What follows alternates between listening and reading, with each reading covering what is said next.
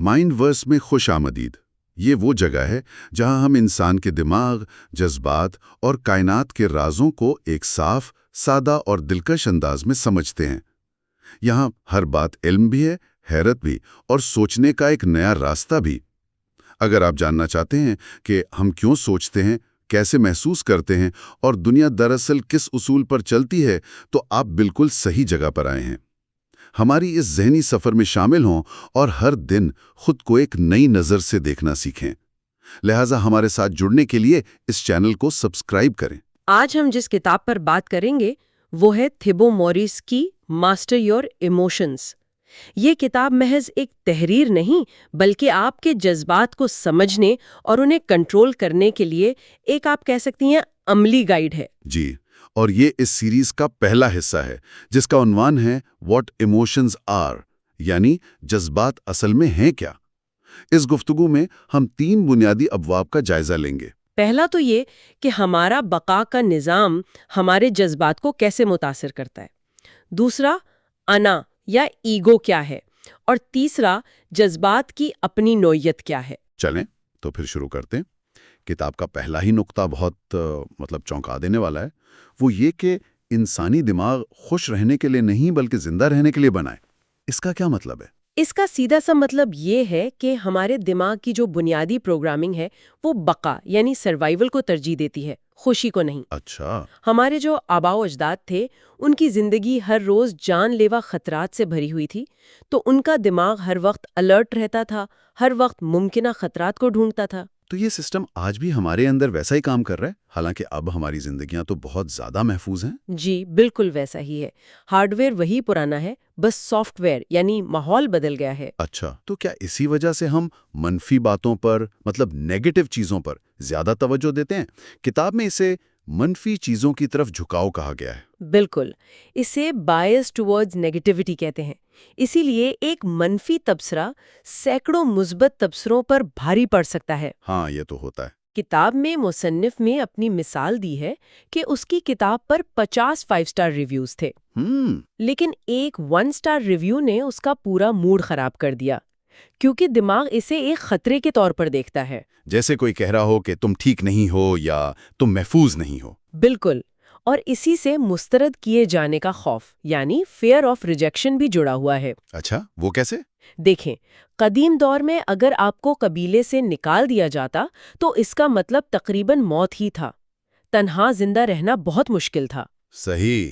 تو آج بھی جب کوئی ہمیں سوشل میڈیا پر ان فالو کرتا ہے یا دوستوں کے گروپ میں نظر انداز کیا جاتا ہے تو ہمارا وہی پرانا دماغ اسے ایک بقا کے خطرے کے طور پر لیتا ہے۔ یہ بات تو بہت گہری ہے۔ اچھا، یہاں پر ڈوپامین کا بھی ذکر ہے، یہ ہماری خوشی کے احساس سے کیسے جڑا ہے؟ ڈوپامین بھی اسی بقا کے نظام کا حصہ ہے۔ یہ ایک نیورو ٹرانسمیٹر ہے جو ہمیں انعام کا احساس دلاتا ہے جب ہم کوئی ایسا کام کریں جو بقا کے لیے ضروری ہو۔ جیسے کہ کھانا کھانا؟ جی، جیسے کھانا یا جنسی تعلق، یہ کام ہماری نسل کی بقا کے لیے ضروری تھے، تو دماغ نے ڈوپامین خارج کر کے ہمیں انعام دیا تاکہ ہم یہ کام دوبارہ کریں۔ لیکن آج کی دنیا میں تو یہ سسٹم ایک طرح سے ہائی جیک ہو چکا ہے نا؟ بالکل، social media notifications, junk food, جوا، پورنوگرافی، یہ سب اسی انعام کے نظام کو مصنوعی طور پر متحرک کرتے ہیں۔ تو یہ جو خوشی ملتی ہے، یہ حقیقی خوشی نہیں ہے؟ نہیں، یہ خوشی کا ایک عارضی احساس ہے، ایک کوئک فکس۔ یہ حقیقی اطمینان یا کنٹینٹمنٹ نہیں ہے، اور یہ لت کا باعث بن سکتا ہے۔ کتاب میں ایک اور بہت دلچسپ تصور ہے، ہیڈونک اڈیپٹیشن۔ یہ کیا چیز ہے؟ ہیڈونک اڈیپٹیشن کا مطلب ہے کہ ہمارا دماغ نئی صورتحال کا، چاہے وہ اچھی ہو یا بری، بہت جلد عادی ہو جاتا ہے۔ عادی ہو جاتا ہے؟ مطلب یہ کہ خوشی یا غم کا جو شدید احساس ہوتا ہے وہ وقت کے ساتھ کم ہو کر ایک نارمل سطح پر واپس آ جاتا ہے۔ اسی لیے نئی گاڑی یا نئے گھر کی خوشی کچھ عرصے بعد ختم ہو جاتی ہے۔ اب میں 1978 کی ایک بہت مشہور تحقیق کا حوالہ ہے۔ ہاں، وہ لاٹری جیتنے والوں والی۔ جی، لاٹری جیتنے والوں اور ایک حادثے میں معذور ہونے والے افراد کا موازنہ کیا گیا، اور نتائج کافی حیران کن تھے۔ بہت زیادہ۔ 1 سال بعد دونوں گروپس کی خوشی کی سطح تقریباً وہی تھی جو اس واقعے سے پہلے تھی، لوٹری جیتنے والے مستقل طور پر زیادہ خوش نہیں ہوئے اور معذور ہونے والے بھی اپنی نئی حقیقت کے عادی ہو گئے۔ یہ تو ناقابل یقین بات ہے۔ تو اس کا مطلب یہ ہوا کہ ہماری خوشی کا انحصار بیرونی حالات پر بہت کم ہے۔ جی، مصنف نے سونجا لیوبومرسکی کا حوالہ دیا ہے، جن کے مطابق ہماری خوشی کا صرف 10% حصہ بیرونی عوامل پر منحصر ہے۔ صرف 10%؟ جیسے دولت، شادی یا نوکری۔ جی۔ 50% جنیات پر اور 40% ہمارے اندرونی عوامل پر۔ 40%؟ تو یہ ہمارے کنٹرول میں ہے۔ بالکل، یہ 40% ہمارا رویہ، ہماری سوچ اور ہمارے اعمال ہیں۔ اصل بات یہ نہیں کہ ہمارے ساتھ کیا ہوتا ہے، بلکہ یہ ہے کہ ہم اس پر رد عمل کیسے دیتے ہیں۔ واہ، یہ جاننا تو بہت بااختیار بنانے والی بات ہے۔ اچھا، تو اگر ہمارا دماغ بقا پر مرکوز ہے تو پھر ایگو یعنی انا کا ہمارے جذبات میں کیا کردار ہے؟ کتاب اسے کیسے بیان کرتی ہے؟ یہ اس بحث کا دوسرا اہم ستون ہے۔ کتاب کے مطابق انا ہماری وہ خود ساختہ شناخت ہے، سیلف آئیڈینٹی، جو ہم نے زندگی بھر اپنی سوچوں سے بنائی ہے۔ خود ساختہ مطلب یہ اصلی نہیں ہے؟ یہ کوئی ٹھوس حقیقت نہیں، بلکہ ذہن کی ایک تخلیق ہے۔ یہ میں کی ایک کہانی ہے جو ہمارا ذہن ہمیں مسلسل سناتا ہے۔ یعنی میں اپنا نام ہوں، اپنی عمر، اپنا مذہب، اپنے سیاسی نظریات، یہ سب؟ جی، میں ایک وکیل ہوں، میں ایک ماں ہوں، میں اس ٹیم کا فین ہوں۔ یہ سب لیبلز ہیں جن سے ہم اپنی شناخت جوڑ لیتے ہیں۔ اور کتاب کہتی ہے کہ جب اس شناخت کو چیلنج کیا جاتا ہے تو ہمیں منفی جذبات محسوس ہوتے ہیں۔ بالکل، جب کوئی ہمارے مذہب یا ہماری پسندیدہ سیاسی جماعت پر تنقید کرتا ہے تو ہم فوراً دفاعی یعنی ڈیفینسو ہو جاتے ہیں، کیونکہ ہمیں لگتا ہے کہ ہم پر حملہ ہو رہا ہے۔ جی، کیونکہ انا نے اس نظریے کو اپنی شناخت کا حصہ بنا لیا ہے۔ انا اپنی بقا کے لیے شناخت چاہتی ہے، اور یہ شناخت چیزوں، لوگوں اور نظریات سے جڑنے سے بنتی ہے۔ کتاب میں ان چیزوں کی ایک لمبی فہرست دی گئی ہے جن سے انا اپنی شناخت اخذ کرتی ہے۔ اس میں کچھ تو ظاہر ہیں، جیسے مادی اشیاء۔ ہاں، جیسے ہمارا گھر، ہماری کار، ہمارے کپڑے۔ ہمارا جسم، ہماری شکل و صورت۔ جی، اور ہمارے رشتے، دوست، خاندان، بچے۔ بعض اوقات والدین اپنے بچوں کو اپنی ملکیت سمجھنے لگتے ہیں۔ یہ تو ہے۔ اور نظریات، جیسے سیاسی یا مذہبی عقائد۔ لیکن اس فہرست میں ایک چیز بہت عجیب لگی، مسائل۔ انا مسائل سے کیسے شناخت بناتی ہے؟ یہ بہت گہرا نقطہ ہے۔ انا خود کو مظلوم بنا کر بھی شناخت حاصل کر سکتی ہے۔ میں وہ ہوں جس کی زندگی ہمیشہ مشکل رہی، یا میں وہ ہوں جسے صحت کے مسائل ہیں۔ اچھا، تو یہ وکٹم آئیڈینٹی بھی انا کا ایک روپ ہے؟ جی، بعض اوقات لوگ اپنی بیماریوں سے اتنی گہری شناخت بنا لیتے ہیں کہ جب وہ ٹھیک ہونے لگتے ہیں تو بے چین ہو جاتے ہیں، کیونکہ ان کی وہ کہانی ان سے چھن رہی ہوتی ہے۔ یعنی انا خوش رہنے سے زیادہ اپنی کہانی کو سچ ثابت کرنے میں دلچسپی رکھتی ہے، چاہے وہ کہانی دکھ بھری ہی کیوں نہ ہو۔ بالکل، اور اس کا ایک اور پہلو یہ ہے کہ انا ہمیشہ خود کو بڑھتر محسوس کرنا چاہتی ہے۔ موازنہ کرتی ہے۔ جی، موازنہ انا کی خوراک ہے۔ یہ دوسروں سے بڑھتر محسوس کرنا چاہتی ہے، ہمیشہ درست ثابت ہونا چاہتی ہے، اور یہ کبھی مطمئن نہیں ہوتی۔ تو غیبت کرنا، دوسروں کو نیچا دکھانا یا ہر وقت توجہ حاصل کرنے کی کوشش کرنا، یہ سب انا کے طریقے ہیں۔ یہ سب انا کے طریقے ہیں اپنی برتری ثابت کرنے کے۔ اسے ہمیشہ مزید چاہیے، مزید توجہ، مزید تصدیق۔ تو اب ہم بات کرتے ہیں خود جذبات کی نوعیت پر۔ کتاب کا ایک بنیادی نقطہ یہ ہے کہ جذبات عارضی ہوتے ہیں۔ یہ سب سے اہم بات ہے۔ جذبات آتے اور جاتے رہتے ہیں، بادلوں کی طرح۔ ایک لمحے آپ خوش ہوتے ہیں، اگلے ہی لمحے اداس۔ تو مسئلہ کیا ہے؟ مسئلہ یہ ہے کہ ہم انہیں مستقل سمجھ لیتے ہیں، یا ہر وقت خوش رہنے کی توقع رکھتے ہیں، جو کہ غیر حقیقی ہے۔ کتاب کہتی ہے کہ آپ کو خود کو اداس محسوس کرنے کی اجازت دینی چاہیے، بغیر یہ سوچے کہ مجھے اداس نہیں ہونا چاہیے۔ بالکل۔ اس سوچ سے لڑنے سے وہ جذبہ اور مضبوط ہوتا ہے۔ تو کیا منفی جذبات برے نہیں ہیں؟ کتاب کہتی ہے کہ جذبات نہ اچھے ہوتے ہیں نہ برے، وہ صرف جذبات ہوتے ہیں۔ در حقیقت منفی جذبات ایک گائیڈ کا کام کر سکتے ہیں۔ گائیڈ کا کام کس طرح؟ وہ جسمانی درد کی طرح ایک سگنل ہے۔ وہ بتاتے ہیں کہ کچھ غلط ہے اور ہمیں اپنی زندگی میں کسی چیز پر توجہ دینے کی ضرورت ہے۔ اچھا، جیسے جسمانی درد بتاتا ہے کہ جسم میں کوئی مسئلہ ہے۔ بالکل، اسی طرح جذباتی درد بتاتا ہے کہ ہماری سوچ میں یا ہمارے حالات میں کوئی مسئلہ ہے۔ ایلون مسک اور ابراہم لنکن جیسی شخصیات نے بھی شدید ڈپریشن کا سامنا کیا، لیکن یہ واقعات ان کی کامیابی میں رکاوٹ نہیں بنے۔ واہ، منفی جذبات کو ایک پیغام کے طور پر دیکھنا، یہ تو پورا نظریہ ہی بدل دیتا ہے۔ جی کتاب میں جذبات کی ایک اور خاصیت کا ذکر ہے کہ وہ ایک فلٹر کی طرح کام کرتے ہیں۔ جی، یہ ایک بہترین تشبیہ ہے۔ جب آپ منفی کیفیت میں ہوتے ہیں تو ہر چیز پھیکی اور بری لگتی ہے، کھانا بد مزہ، فلم بورنگ۔ اور مستقبل تاریک نظر آتا ہے۔ اس کے برعکس جب آپ خوش ہوتے ہیں تو وہی دنیا، وہی کھانا، وہی فلم، سب خوبصورت لگتے ہیں۔ حقیقت نہیں بدلتی، صرف ہمارا فلٹر بدل جاتا ہے۔ بالکل، ہمارا جذبہ ایک اینک کی طرح ہے جو ہمارے تجربات کو رنگ دیتا ہے۔ اور آخری بات یہ کہ جذبات مغناطیس کی طرح بھی کام کرتے ہیں۔ اس کا کیا مطلب ہے؟ اس کا مطلب ہے کہ منفی جذبات مزید منفی سوچوں کو اپنی طرف کھینچتے ہیں۔ ایک طرح کا سنو بال ایفیکٹ ہوتا ہے۔ کوئی مثال دے سکتی ہیں؟ یاد آنے لگیں گی۔ اچھا۔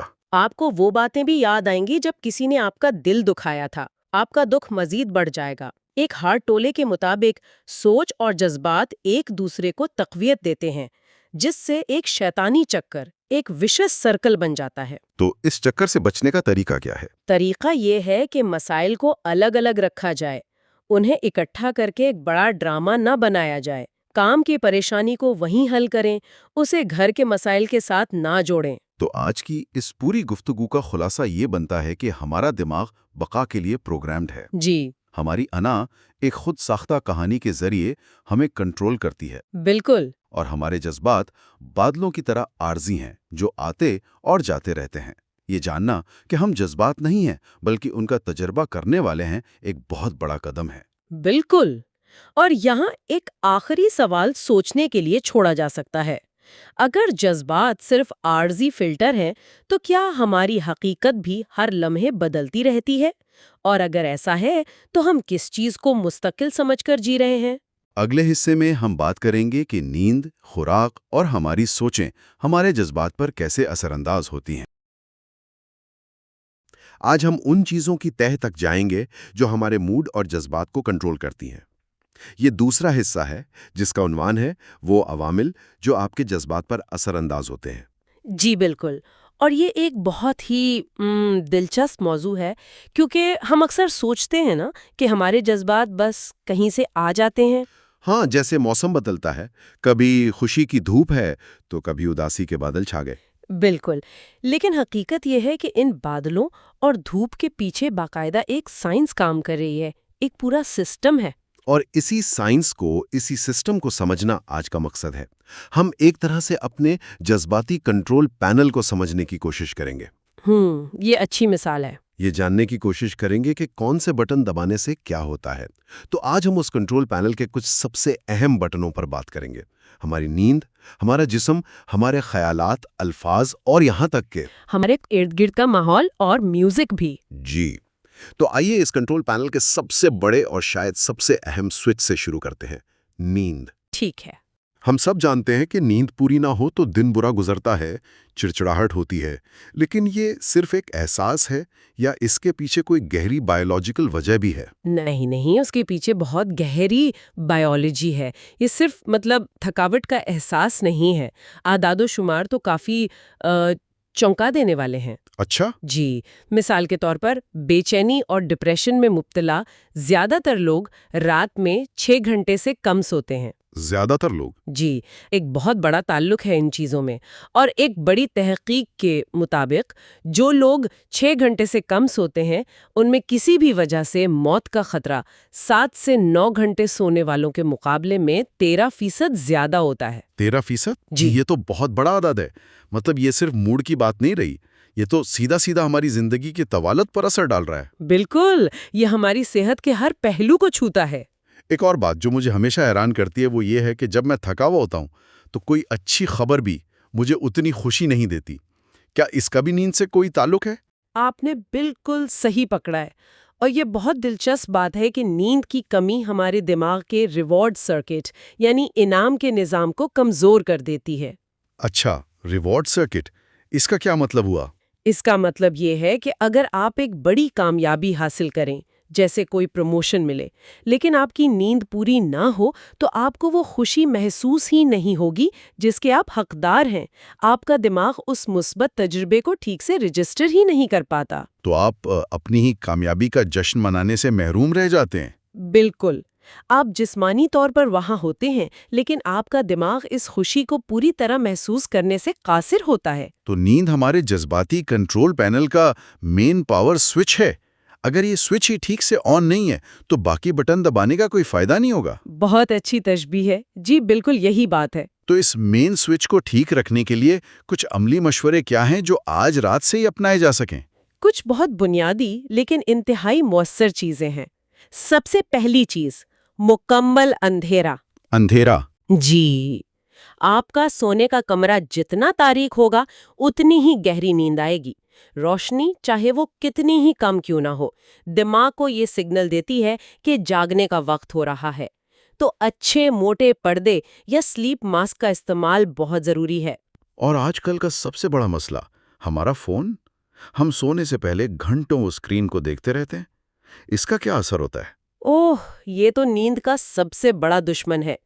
فون یا ٹیبلٹ کی اسکرین سے نکلنے والی نیلی روشنی ہمارے دماغ میں میلاٹونن نامی کیمیکل کی پیداوار کو روک دیتی ہے۔ میلاٹونن، جسے نیند کا ہارمون بھی کہتے ہیں نا؟ جی بالکل، جب یہ کم ہوتا ہے تو دماغ کو نیند کا سگنل نہیں ملتا۔ ایک تحقیق میں دیکھا گیا کہ جو لوگ سونے سے پہلے فون پر پڑھتے ہیں انہیں کتاب پڑھنے والوں کے مقابلے میں نیند آنے میں اوسطاً 10 منٹ زیادہ لگتے ہیں۔ صرف 10 منٹ؟ یہ تو اتنا زیادہ نہیں لگتا۔ نہیں، آگے سنیں، اور ان کی گہری نیند یعنی REM سلیپ کے 10 منٹ کم ہو جاتے ہیں۔ اب آپ سوچیں کہ روزانہ 10 منٹ کم گہری نیند کا مطلب ہے کہ سال میں تقریباً 60 گھنٹے کم۔ اس کا مجموعی اثر بہت بڑا ہوتا ہے۔ صحیح، تو سونے سے پہلے فون کی جگہ کتاب پڑھنا یا شاید ہلکی میوزک سننا زیادہ بہتر ہے۔ بہت بہتر، اور شاید ایک روٹین بنانا بھی ضروری ہے کہ روز ایک ہی وقت پر سویا جائے۔ اچھا، ویکینڈ پر بھی؟ جی، کوشش تو یہی کرنی چاہیے۔ جسم کو روٹین پسند ہے۔ روز ایک ہی وقت پر سونے اور جاگنے کی کوشش کریں، یہاں تک کہ چھٹیوں پر بھی۔ اس سے آپ کے جسم کی اندرونی گھڑی، جسے سرکیڈین ردم کہتے ہیں، وہ سیٹ ہو جاتی ہے اور نیند کا معیار بہت بہتر ہوتا ہے۔ ٹھیک ہے، تو اگر نیند ہمارے جذباتی کنٹرول پینل کا مین پاور سوئچ ہے تو ایسا لگتا ہے کہ ہمارا جسم اس پینل پر موجود فزیکل بٹنز ہیں جنہیں ہم اپنی مرضی سے دبا سکتے ہیں۔ یہ fake it until you make it والا آئیڈیا مجھے بہت دلچسپ لگتا ہے۔ کیا صرف اپنے جسم کی حالت بدل کر ہم واقعی اپنے جذبات بدل سکتے ہیں؟ ماہر نفسیات ایمی کڈی کی تحقیق اس حوالے سے بہت مشہور ہے۔ ہاں، میں نے ان کی ٹیڈ ٹاک دیکھی ہے، کمال کی تھی۔ جی، انہوں نے ثابت کیا کہ صرف 2 منٹ کے لیے ایک پر اعتماد پوز اپنانے سے، جسے وہ ہائی پاور پوز کہتی ہیں، آپ کے جسم کے اندر ہارمونز کی سطح بدل جاتی ہے۔ 1 منٹ رکیں، تو صرف 2 منٹ؟ صرف 120 سیکنڈ کے لیے اپنے کھڑے ہونے کا انداز بدلنے سے ہمارے جسم کے اندر کیمسٹری بدل جاتی ہے؟ جی بالکل۔ یعنی ہمارا جسم دماغ کو بتا رہا ہے کہ تم پر اعتماد ہو یا تم تناؤ میں ہو۔ یہ تو ایسا ہی جیسے ہمارے پاس ایک بایولوجیکل شارٹ کٹ موجود ہے۔ بالکل یہی بات ہے، یہ ایک بایولوجیکل شارٹ کٹ ہے۔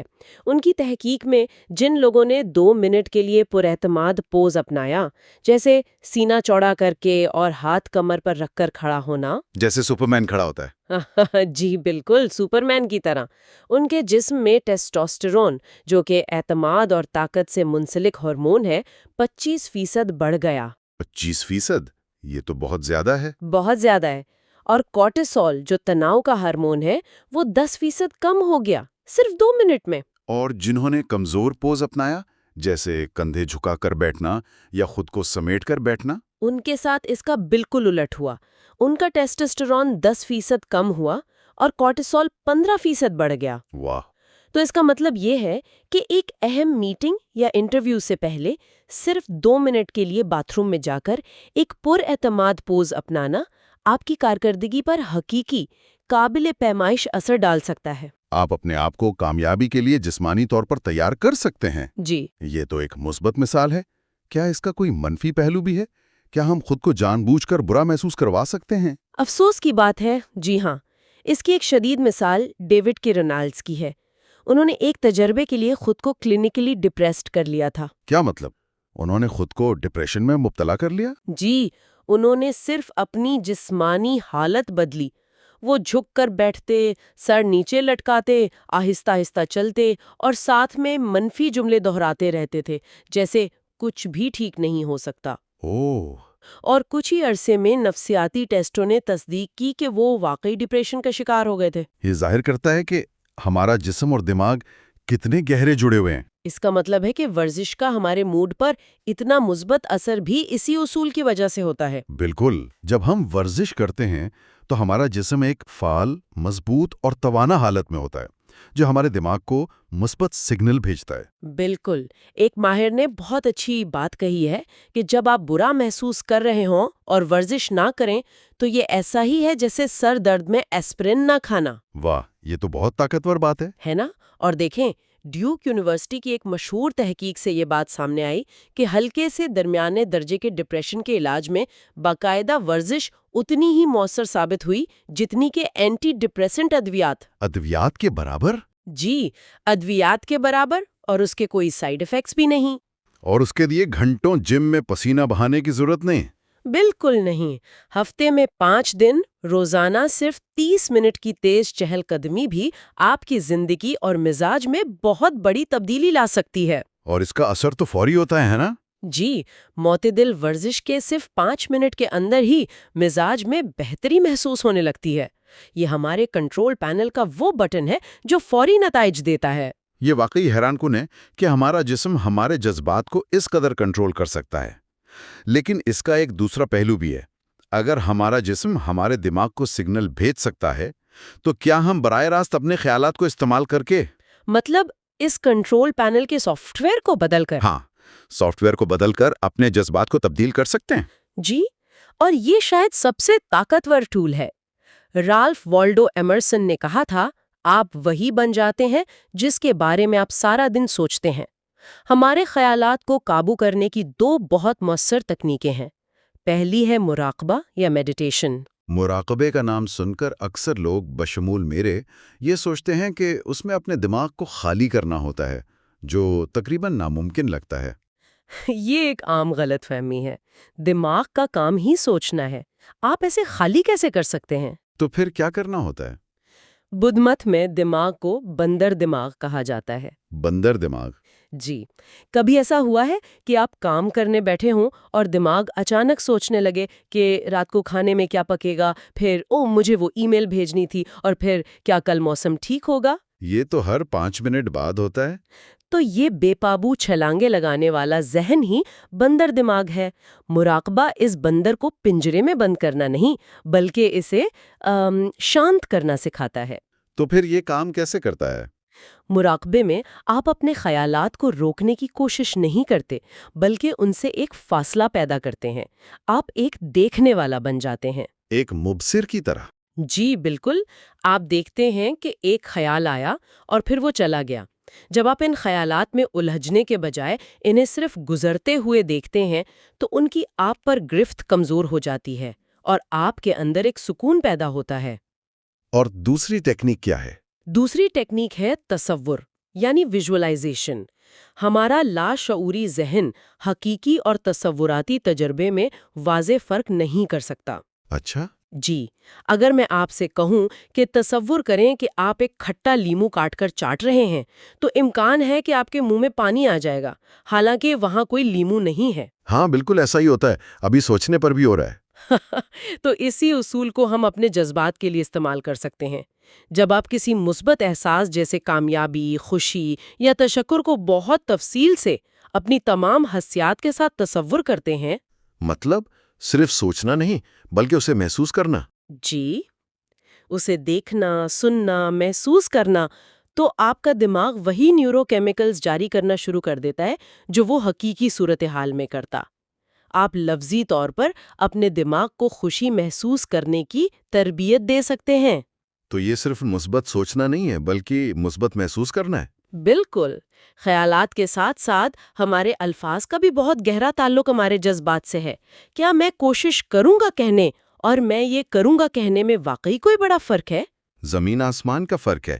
الفاظ ہمارے دماغ کے لیے کمانڈز کی طرح ہوتے ہیں۔ کمانڈز؟ جی، جب آپ کہتے ہیں میں کوشش کروں گا یا شاید، تو آپ اپنے ذہن کو ناکامی کا ایک آپشن دے رہے ہوتے ہیں۔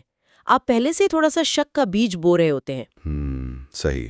لیکن جب آپ کہتے ہیں میں یہ کروں گا یا یہ ہو جائے گا، تو آپ اپنے اندر اور اپنے دماغ میں ایک عزم اور یقین پیدا کرتے ہیں۔ اس کے ساتھ میں نے پازیٹیو افرمیشنز یا مثبت اقرار کے بارے میں بھی سنا ہے، لیکن سچ کہوں تو یہ مجھے تھوڑا عجیب لگتا ہے۔ کیوں؟ اصل میکینزم کیا ہے؟ یہ ایک بہت اچھا سوال ہے۔ اگر آپ کو خود اس بات پر یقین نہ ہو تو یہ واقعی خود کو دھوکہ دینے جیسا لگ سکتا ہے۔ اس کا اصل میکینزم لاشعور کو دوبارہ پروگرام کرنا ہے۔ ری پروگرام کرنا؟ جی، ہمارا لاشعور بار بار دہرائی جانے والی باتوں کو سچ مان لیتا ہے، چاہے وہ مثبت ہوں یا منفی۔ اگر کوئی شخص خود کو بار بار کہتا ہے کہ میں کسی کام کا نہیں، تو اس کا لاشعور اسے سچ مان لے گا اور اس کا رویہ بھی ویسا ہی ہو جائے گا۔ اچھا۔ مثبت اقرار اسی عمل کو الٹ دیتا ہے۔ اسے مؤثر بنانے کا طریقہ یہ ہے کہ اسے حال میں دہرائیں۔ میں پر اعتماد ہوں، اسے جذبات کے ساتھ محسوس کریں اور تصور کریں کہ آپ واقعی ویسے ہیں۔ یہ ایک رات میں نہیں ہوتا، لیکن وقت کے ساتھ یہ آپ کی بنیادی عقائد کو بدل سکتا۔ اور الفاظ کی طرح سانس بھی ایک ایسی چیز ہے جو ہر وقت ہمارے ساتھ ہے۔ ہم اسے اپنے جذبات کو کنٹرول کرنے کے لیے کیسے استعمال کر سکتے ہیں؟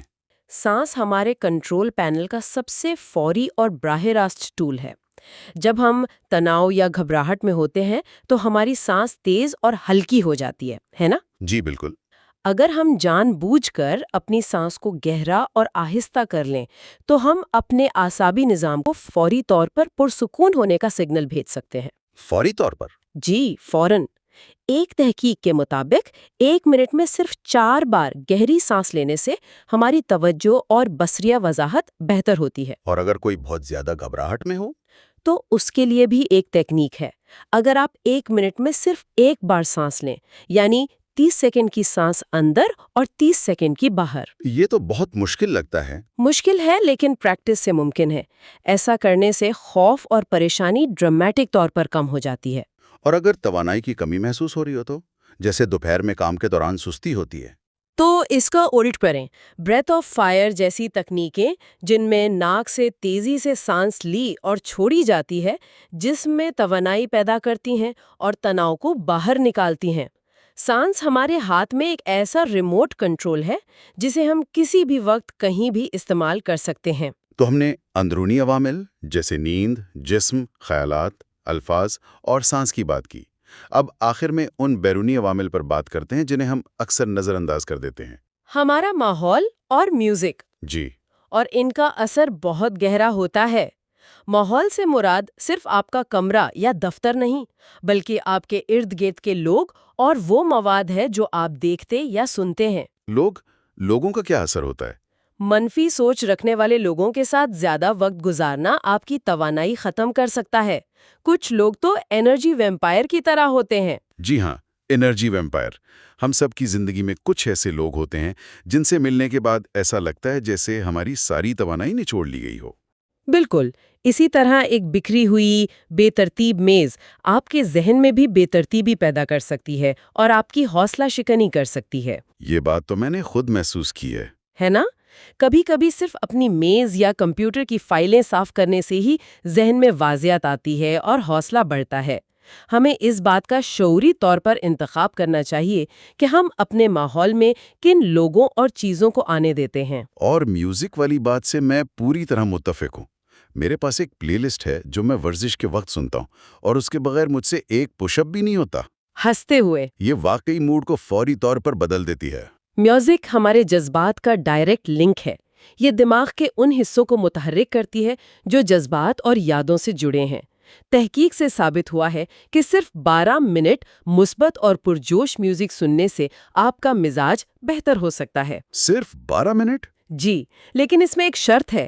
شرط یہ ہے کہ آپ کا ارادہ بھی اپنا موڈ بہتر کرنے کا ہو۔ اچھا، یہ دلچسپ ہے، مطلب صرف موسیقی چلانے سے نہیں بلکہ اسے موڈ بہتر کرنے کے ارادے سے سننے سے فرق پڑتا ہے۔ جی، ایک ایتھلیٹ کرسٹوفر برگلینڈ کی مثال بہت دلچسپ ہے کہ وہ مشکل ریسوں کے دوران پرامید رہنے کے لیے موسیقی کا استعمال کرتے تھے، گویا وہ اپنے ذہن میں ایک متوازی کائنات تخلیق کر رہے ہوں۔ متوازی کائنات؟ جی، وہ موسیقی کو ایک ایسے ٹول کے طور پر استعمال کرتے تھے جس سے وہ حقیقت کی تکلیف سے الگ ایک ایسی ذہنی حالت بنا سکیں جہاں وہ ناقابل تسخیر محسوس کریں۔ یہ ایک بہت طاقتور ٹیکنیک ہے۔ تو اس کا بہترین استعمال کیا ہو سکتا ہے؟ اس کا بہترین استعمال یہ ہے کہ آپ مختلف موڈز کے لیے اپنی پلے لسٹ بنائیں۔ ایک پلے لسٹ ورزش کے لیے، ایک آرام کرنے کے لیے، ایک کام پر توجہ دینے کے لیے اور ایک شکر گزاری کے احساسات کے لیے۔ واہ! تو آج ہم نے اپنے جذباتی کنٹرول پینل کے بہت سے اہم حصوں کو سمجھا ہے۔ نیند، جو کہ ہمارا مین پاور سوئچ ہے، بالکل۔ ہمارا جسم اور پوسچر، جو فزیکل بٹن ہے، ہمارے خیالات، الفاظ اور سانس، جو ہمارے آپریٹنگ سسٹم کا سافٹ ویئر ہے۔ اور آخر میں ماحول اور موسیقی، جو بیرونی ان پٹ ہے۔ جی یہ سب وہ ڈوریاں ہیں جنہیں ہم خود کھینچ سکتے ہیں۔ بالکل۔ اور ایک آخری سوچ یہ ہے کہ چونکہ یہ تمام چیزیں آپس میں جڑی ہوئی ہیں، تو اس پر غور کریں کہ آج ان میں سے کسی ایک شعبے میں ایک چھوٹی سی تبدیلی، جیسے 2 منٹ کا پر اعتماد پوز اپنانا، یا 5 منٹ کی تیز چہل قدمی کرنا، یا صرف اپنی پسندیدہ پلے لسٹ سننا، آپ کے پورے دن پر ایک مثبت لہر کا اثر کیسے ڈال سکتا ہے۔ ایک چھوٹا سا عمل جو پورے دن کو بدل دے۔ جی۔ تیسرے حصے میں ہم سیکھیں گے کہ جذبات کیسے بنتے ہیں اور ہم واقعات کی اپنی تشریح یعنی انٹرپریٹیشن کو کیسے بدل سکتے ہیں۔ یہ تیسرا حصہ ہے جس کا عنوان ہے اپنے جذبات کو کیسے تبدیل کیا جائے۔ تو آج ہم ایک ایسے سوال پر غور کر رہے ہیں جو شاید ہم سب خود سے کبھی نہ کبھی پوچھتے ہیں کہ یہ جذبات آخر آتے کہاں سے ہیں؟ کیا غصہ، خوشی یا اداسی مطلب بس ہم پر چھا جاتی ہے، یا اس کے پیچھے کوئی سائنس ہے؟ اور سب سے بڑا سوال، کیا ہم اس عمل میں کوئی کردار ادا کر سکتے ہیں؟ کیا ہم واقعی اپنے احساسات کو بدل سکتے ہیں؟ آج کی گفتگو کا مقصد اسی گتھی کو سلجھانا ہے۔ اور یہ ایک بہت ہی اہم سوال ہے، کیونکہ دیکھیں، اکثر لوگ یہی محسوس کرتے ہیں کہ وہ اپنے جذبات کے قابو میں ہے، جیسے کوئی کشتی ہو جو لہروں کے رحم و کرم پر ہو۔ لیکن ہمارے ذرائع، خاص طور پر تھیبوت میریز کی کتاب ماسٹر یور ایموشنز، وہ بالکل ایک مختلف تصویر پیش کرتی ہے۔ وہ کہتے ہیں کہ ہم اپنی جذباتی کشتی کے کپتان خود بن سکتے ہیں، لیکن اس کے لیے پہلے یہ سمجھنا ضروری ہے کہ یہ لہریں یعنی ہمارے جذبات یہ بنتی کیسے ہیں۔ تو آئیے وہیں سے شروع کرتے ہیں۔ پہلا سوال، جذبات بنتے کیسے ہیں؟ کتاب میں ایک بہت دلچسپ فارمولا دیا گیا جو اس پورے عمل کو سمجھاتا ہے۔ تشریح پلس شناخت پلس تکرار برابر ہے ایک مضبوط جذبہ۔ یہ سننے میں تھوڑا تکنیکی لگتا ہے، آئیے اسے تھوڑا کھولتے ہیں۔ بالکل۔ یہ فارمولا آپ کہہ سکتی ہیں اس پورے عمل کی بنیاد ہے۔ اس کا پہلا حصہ ہے تشریح یعنی انٹرپریٹیشن۔ اس کا مطلب یہ ہے کہ دنیا میں ہونے والا کوئی بھی واقعہ اپنے آپ میں کوئی معنی نہیں رکھتا، وہ غیر جانبدار ہوتا ہے۔ اچھا۔ ہم اسے جو معنی دیتے ہیں وہ ہماری تشریح ہوتی ہے۔ کتاب میں ایک بہترین مثال دی گئی ہے بارش کی۔ ایک کسان کے لیے بارش خوشی اور امید کا پیغام ہے، کیونکہ اس کی فصلیں لہلا اٹھیں گی۔ صحیح۔ لیکن ایک شخص جس نے باہر پکنک کا منصوبہ بنایا ہوا ہے، اس کے لیے وہی بارش مایوسی اور غصے کا باعث بن جاتی ہے۔ واقعہ ایک ہی ہے، آسمان سے پانی کا برسنا، لیکن تشریح نے 2 بالکل مختلف جذبات پیدا کر دیے۔ یہ بارش والی مثال واقعی۔ ہاں، یہ اس نقطے کو بالکل واضح کرتی ہے۔ لیکن دوسرا حصہ، شناخت یعنی آئیڈینٹیفیکیشن، میرے خیال میں یہ وہ جگہ ہے جہاں ہم اکثر پھنس جاتے ہیں۔ یعنی ایک خیال ذہن میں آتا ہے اور پھر ہم اس سے خود کو جوڑ لیتے ہیں۔ ہم یہ نہیں سوچتے کہ میرے ذہن میں ایک غصے والا خیال آیا ہے، بلکہ ہم سوچتے ہیں میں غصے میں ہوں۔ ایسا ہی ہے نا؟ آپ نے بالکل صحیح پکڑا۔ شناخت کا مطلب ہی یہی ہے کہ اس خیال یا احساس کو اپنی ذات کا حصہ بنا لینا۔ فرض کریں آپ کا کسی دوست سے جھگڑا ہو گیا، اب آپ کے ذہن میں یہ خیال آتا ہے اس نے میرے ساتھ بہت غلط کیا۔ یہاں تک تو ٹھیک ہے، لیکن جب آپ اس خیال کو پکڑ کر بیٹھ جاتے ہیں اور کہتے ہیں میں وہ ہوں جس کے ساتھ ناانصافی ہوئی، میں بے بس ہوں، تو آپ اس خیال سے اپنی شناخت جوڑ رہے ہیں۔ آپ اس کردار کو اپنا لیتے ہیں، اور پھر آتا ہے تیسرا حصہ، تکرار۔ ریپیٹیشن، یعنی ایک ہی کہانی کو بار بار اپنے ذہن میں دہرانا۔ بالکل، جب آپ اسی منظر کو، اسی تشریح کو کہ میرے ساتھ غلط ہوا، اور اسی شناخت کو کہ میں مظلوم ہوں، دن میں 50 بار دہراتے ہیں، تو آپ اپنے دماغ میں ایک نیورولوجیکل پاتھ وے، مطلب ایک راستہ بنا رہے ہوتے ہیں۔ جتنا زیادہ آپ اس راستے پر چلیں گے، وہ اتنا ہی گہرا اور پکا ہوتا جائے گا۔ ایک عادت کی طرح۔ ایک عادت کی طرح۔ آخر کار وہ ایک ہائی وے بن جاتا ہے۔ پھر مستقبل میں کوئی چھوٹی سی بات بھی ہوگی تو آپ کا دماغ فوراً اسی پرانے مانوس راستے پر چل پڑے گا، اور وہی غصے اور بے بسی کا جذبہ پیدا ہو جائے گا۔ تو تشریح، شناخت اور تکرار مل کر ایک چھوٹے سے خیال کو ایک مضبوط، گہرے جذبے میں بدل دیتے ہیں۔ تو یہ ایک طرح کا ایک چکر ہے جسے ہم نادانستگی میں خود ہی چلاتے رہتے ہیں، اور یہی وہ نقطہ ہے جہاں بات واقعی دلچسپ ہو جاتی ہے، کیونکہ اگر اس جذبے کی عمارت ہم نے خود اینٹ اینٹ بنائی ہے تو اس کا مطلب ہے کہ ہم ہی اسے گرا بھی سکتے ہیں۔ اور کتاب کہتی ہے کہ اس کی سب سے کمزور کڑی پہلی اینٹ ہے، تشریح۔ جی ہاں، کیونکہ اگر آپ واقعے کو دیے گئے معنی ہی بدل دیں تو شناخت اور تکرار کی نوبت ہی نہیں آئے گی۔ عمارت بنے گی ہی نہیں۔ بالکل، لیکن سوال یہ ہے کہ یہ تشریحات آتی کہاں سے ہیں؟ یہ ہمارے ان گہرے عقائد اور مفروضوں سے آتی ہیں جن پر ہم نے کبھی سوال ہی نہیں اٹھایا ہوتا۔ یہ ہماری زندگی کی رول بک کی طرح ہے جو ہم نے بچپن سے لاشعوری طور پر لکھی ہوتی ہے۔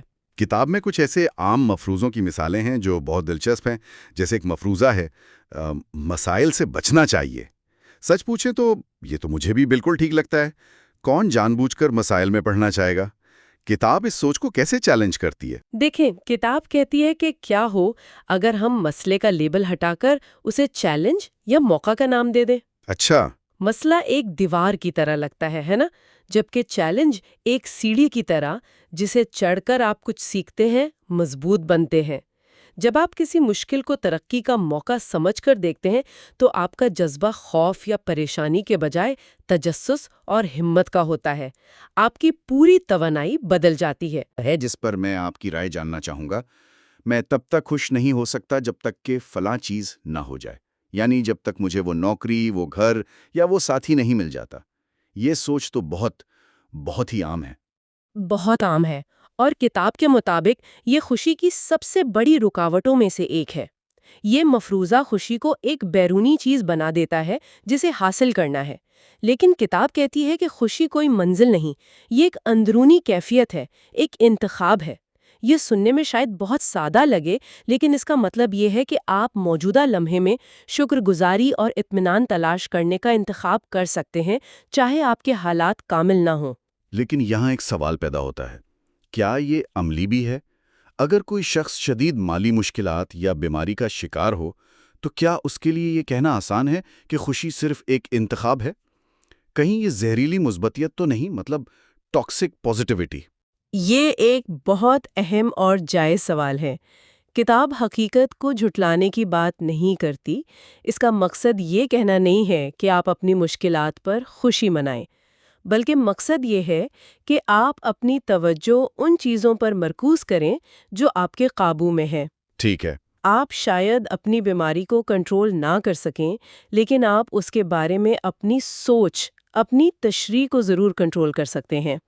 کیا یہ ایک سزا ہے یا ہمت آزمانے کا موقع؟ کیا یہ اختتام ہے یا کچھ نیا سیکھنے کا آغاز؟ کتاب کا کلیدی خیال یہی ہے کہ حقیقت خود کبھی تکلیف دہ نہیں ہوتی، ہماری کہانی اسے تکلیف دہ بناتی ہے۔ ٹھیک ہے، تو ہم اپنی کہانی بدل کر مستقبل کے جذبات پر اثر انداز ہو سکتے ہیں۔ یہ ایک طویل مدتی منصوبہ ہے، لیکن ان جذبات کا کیا کریں جو پہلے سے ہی موجود ہیں؟ وہ غصہ یا مایوسی جو ابھی اس لمحے محسوس ہو رہی ہو، کہنے صرف نظر انداز کر دیں؟ کتاب اس بارے میں کہتی ہے کہ جذبات کو دبانے یعنی سپریس کرنے کے بجائے انہیں جانے دو، یعنی لیٹ گو۔ مجھے یہ دونوں چیزیں کافی ملتی جلتی لگتی ہیں۔ ان میں اصل فرق کیا ہے؟ ان میں زمین آسمان کا فرق ہے۔ دیکھیں، جذبات توانائی کی ایک شکل ہیں۔ انہیں دبانا ایسا ہی ہے جیسے آپ ایک ابلتے ہوئے برتن پر ڈھکن رکھ کر اسے زور سے دبائیں۔ بھاپ کہیں نہ کہیں سے تو نکلے گی، ہو سکتا ہے برتن ہی پھٹ جائے۔ جب ہم غصے یا اداسی کو دباتے ہیں تو وہ توانائی ہمارے جسم اور ذہن میں قید ہو جاتی ہے اور بعد میں سر درد، بے چینی یا چڑچڑاپن کی شکل میں باہر آتی ہے۔ جانے دینا اس کے بالکل برعکس ہے، یہ اس ڈھکن کو ہٹانے جیسا ہے۔ آپ توانائی کو محسوس کرتے ہیں، اسے تسلیم کرتے ہیں اور پھر اسے بغیر کسی مزاحمت کے اپنے اندر سے گزر جانے دیتے ہیں۔ لیکن یہ کیسے کی جائے؟ جانے دینا سننے میں بہت اچھا لگتا ہے، لیکن عملی طور پر اس کا کیا مطلب ہے؟ کتاب میں اس کے لیے کچھ عملی اقدامات بتائے گئے ہیں۔ پہلا قدم ہے غیر جانبداری سے مشاہدہ کریں۔ جب کوئی شدید جذبہ اٹھے تو اس کے بارے میں کہانی بنانے کے بجائے ایسا کیوں ہوا، اسے ایسا نہیں کرنا چاہیے تھا، صرف ایک لمحے کے لیے خاموش ہو جائیں اور اپنے جسم پر توجہ دیں۔ یہ احساس کہاں ہو رہا ہے؟ کیا آپ کے سینے میں بھاری پن ہے؟ کیا آپ کے جبڑے بھیجے ہوئے ہیں؟ اچھا، کیا آپ کے پیٹ میں کھچاؤ ہے؟ بس اسے ایک جسمانی سنسنی کے طور پر محسوس کریں، بغیر کوئی لیبل لگائے۔ اور دوسرا قدم ہے جذبے کو صحیح نام دیں۔ یہ مجھے بہت دلچسپ لگا۔ کتاب کہتی ہے کہ یہ کہنے کے بجائے کہ میں اداس ہوں، یہ کہیں کہ میں اداسی محسوس کر رہا ہوں۔ اس چھوٹے سے فرق سے کیا ہوتا ہے؟ اس سے ایک بہت بڑا نفسیاتی فرق پڑتا ہے۔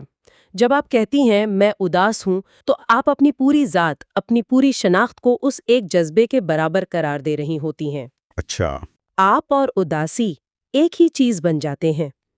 لیکن جب آپ کہتی ہیں میں اداسی محسوس کر رہا ہوں تو آپ تسلیم کر رہی ہیں کہ آپ ایک مستقل وجود ہیں اور یہ احساس ایک عارضی مہمان ہے جو آیا ہے اور چلا جائے گا۔ اس طرح آپ اور آپ کے احساس کے بیچ ایک فاصلہ آ جاتا ہے اور اس فاصلے میں آپ کو طاقت ملتی ہے۔ اور پھر کتاب میں ایک بہت ہی سادہ 5 قدموں کا عمل دیا گیا ہے جو دی سیڈونا میتھڈ سے لیا گیا ہے۔ یہ سوالات پر مبنی ہے۔ جی ہاں، جب بھی کوئی منفی احساس ہو، آپ خود سے یہ سوالات پوچھ سکتے ہیں۔ پہلا، اس احساس پر توجہ مرکوز کریں۔ دوسرا، خود سے پوچھیں کیا میں اس احساس کو جانے دے سکتا ہوں؟ جواب ہاں یا نہ، جو بھی ہو ٹھیک ہے۔ تیسرا، پھر پوچھیں کیا میں اسے جانے دوں گا؟ یہ آپ کی رضامندی کا سوال ہے۔ اور چوتھا سوال ہے کب؟ جس کا جواب ہمیشہ ایک ہی ہوتا ہے، ابھی۔ اور پھر آپ اس عمل کو دہراتے ہیں۔ یہ سننے میں ناقابل یقین حد تک آسان لگتا ہے، تقریباً اتنا آسان کہ شک ہوتا ہے کہ کیا یہ واقعی کام کرتا ہے؟ کیا صرف یہ سوال پوچھنے سے گہرا غصہ یا دکھ ختم ہو سکتا ہے؟ دیکھیں، یہ کوئی جادوئی گولی نہیں ہے جو ایک ہی بار میں سب کچھ ٹھیک کر دے گی۔ اس کی طاقت اس کی مشق میں ہے۔ ہر بار جب آپ یہ سوال پوچھتے ہیں اور جانے دینے کا انتخاب کرتے ہیں، چاہے آپ کو لگے کہ صرف 1% احساس کم ہوا ہے، آپ اس جذبے پر اپنی گرفت کمزور کر رہے ہیں۔ آپ شناخت اور تکرار کے اس چکر کو توڑ رہے ہیں جس کی ہم نے شروع میں بات کی تھی۔ وقت کے ساتھ اس مشق سے منفی جذبات کی شدت اور ان کا دورانیہ دونوں کم ہونے لگتے ہیں۔ یہ ایک ذہنی پٹھوں کو مضبوط کرنے جیسا ہے۔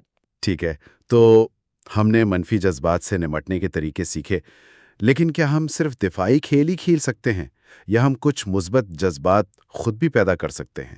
کیا ہم صرف آگ بجھا سکتے ہیں یا ایک ایسا ماحول بھی بنا سکتے ہیں جہاں آگ لگنے کا امکان ہی کم ہو؟ کتاب اسے ذہن کی کنڈیشننگ کہتی ہے۔ بالکل، اس کے پیچھے بنیادی اصول یہ ہے کہ آپ وہی بنتے ہیں جس کے بارے میں آپ زیادہ تر سوچتے ہیں۔ یہ ایک فیڈ بیک لوپ کی طرح کام کرتا ہے۔ خیالات جذبات کو جنم دیتے ہیں اور جذبات مزید ویسے ہی خیالات کو اپنی طرف کھینچتے ہیں۔ صحیح۔ اگر آپ ہر وقت اپنی پریشانیوں کے بارے میں سوچیں گے تو آپ بے چینی محسوس کریں گے، اور بے چینی کی حالت میں آپ کا دماغ مزید پریشان کن خیالات ڈھونڈ کے لائے گا۔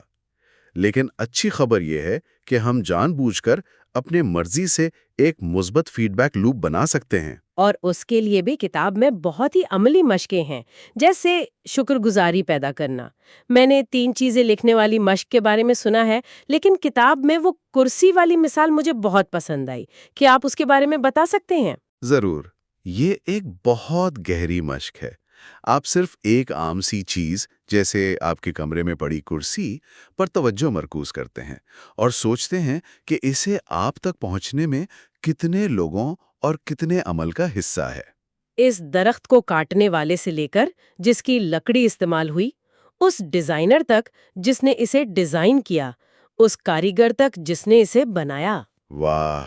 اس پینٹر تک جس نے اسے رنگا، اور پھر وہ لوگ جو اسے فیکٹری سے دکان اور دکان سے آپ کے گھر تک لائے۔ اس ایک کرسی کے پیچھے سینکڑوں لوگوں کی محنت، وقت اور ہنر شامل ہے۔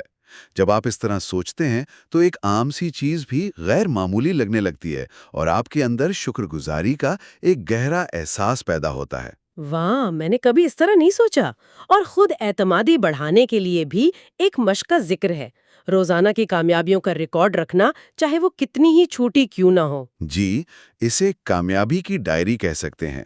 ہمارا دماغ قدرتی طور پر منفی چیزوں پر زیادہ توجہ دیتا ہے۔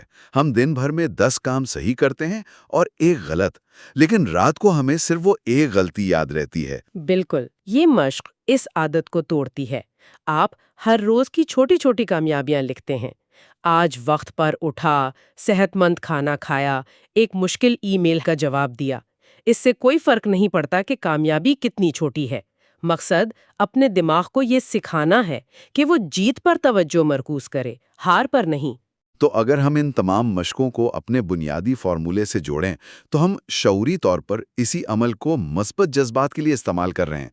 ہم ایک مثبت نتیجہ سوچتے ہیں، یہ تشریح ہے، اس سے جڑی خوشی اور اعتماد کو محسوس کرتے ہیں، یہ شناخت ہے، اور اسے روزانہ دہرا کر، یہ تکرار ہے، ہم مضبوط مثبت جذباتی عادات بنا رہے ہیں۔ آپ نے بالکل صحیح خلاصہ کیا۔ ہم غیر فعال طور پر جذبات کا شکار ہونے کے بجائے فعال طور پر اپنے اندرونی موسم کو خود تشکیل دے رہے ہوتے ہیں۔ یہ واقعی ایک مکمل نظام کی طرح لگتا ہے۔ آخر میں سننے والوں کے لیے ایک سوچ چھوڑتے ہیں۔ کتاب میں بار بار یہ کہا گیا ہے کہ ذہنیت اذیت اکثر اصل مسئلے سے زیادہ تکلیف دہ ہوتی ہے، جیسے کسی کام کو کرنے کا خوف خود اس کام کو کرنے سے زیادہ تھکا دیتا ہے۔ تو آخری سوچ یہ ہے، کیا ہو اگر ہماری زندگی کا سب سے بڑا مسئلہ خود وہ مسئلہ نہ ہو، بلکہ وہ کہانی ہو جو ہم اس مسئلے کے بارے میں خود کو سناتے ہیں، اور اگر ہم وہ کہانی بدل سکیں تو اور کیا کچھ بدل سکتا ہے؟ یہ ایک بہت گہرا سوال ہے جس پر غور کرنا چاہیے۔ یہ نقطۂ نظر ہمیں سکھاتا ہے کہ جذبات ہمارے دشمن نہیں ہیں، وہ صرف ایک پیغام لے کر آتے ہیں۔ وہ ہمیں بتا رہے ہیں کہ ہماری اندرونی کہانی شاید حقیقت سے میل نہیں کھا رہی اور اسے بدلنے کا وقت آ گیا ہے۔ بالکل۔ چوتھے حصے میں ہم دیکھیں گے کہ ہم اپنے جذبات کو اپنی ترقی اور کامیابی کے لیے کیسے استعمال کر سکتے ہیں۔ یہ چوتھا حصہ ہے، how to use your emotions to grow. آج ہم ایک بہت ہی دلچسپ موضوع پر بات کر رہے ہیں۔ یہ اس بارے میں ہے کہ ہم اپنے جذبات کو، خاص طور پر منفی جذبات کو، کیسے استعمال کر سکتے ہیں۔ مطلب ایک ایسی چیز سے کیسے بدل سکتے ہیں جو ہمیں روکتی ہے اور اسے اپنی ترقی کے لیے ایک طاقتور ذریعہ بنا سکتے ہیں۔ بالکل، اور ذرائع یہی بتاتے ہیں کہ جذبات یوں سمجھیں کہ بے ترتیب واقعات نہیں ہوتے، وہ اشارے ہیں، ایک کمپاس کی طرح۔ چیلنج یہ ہے کہ اس کمپاس سے لڑنے کے بجائے اسے پڑھنا سیکھا جائے۔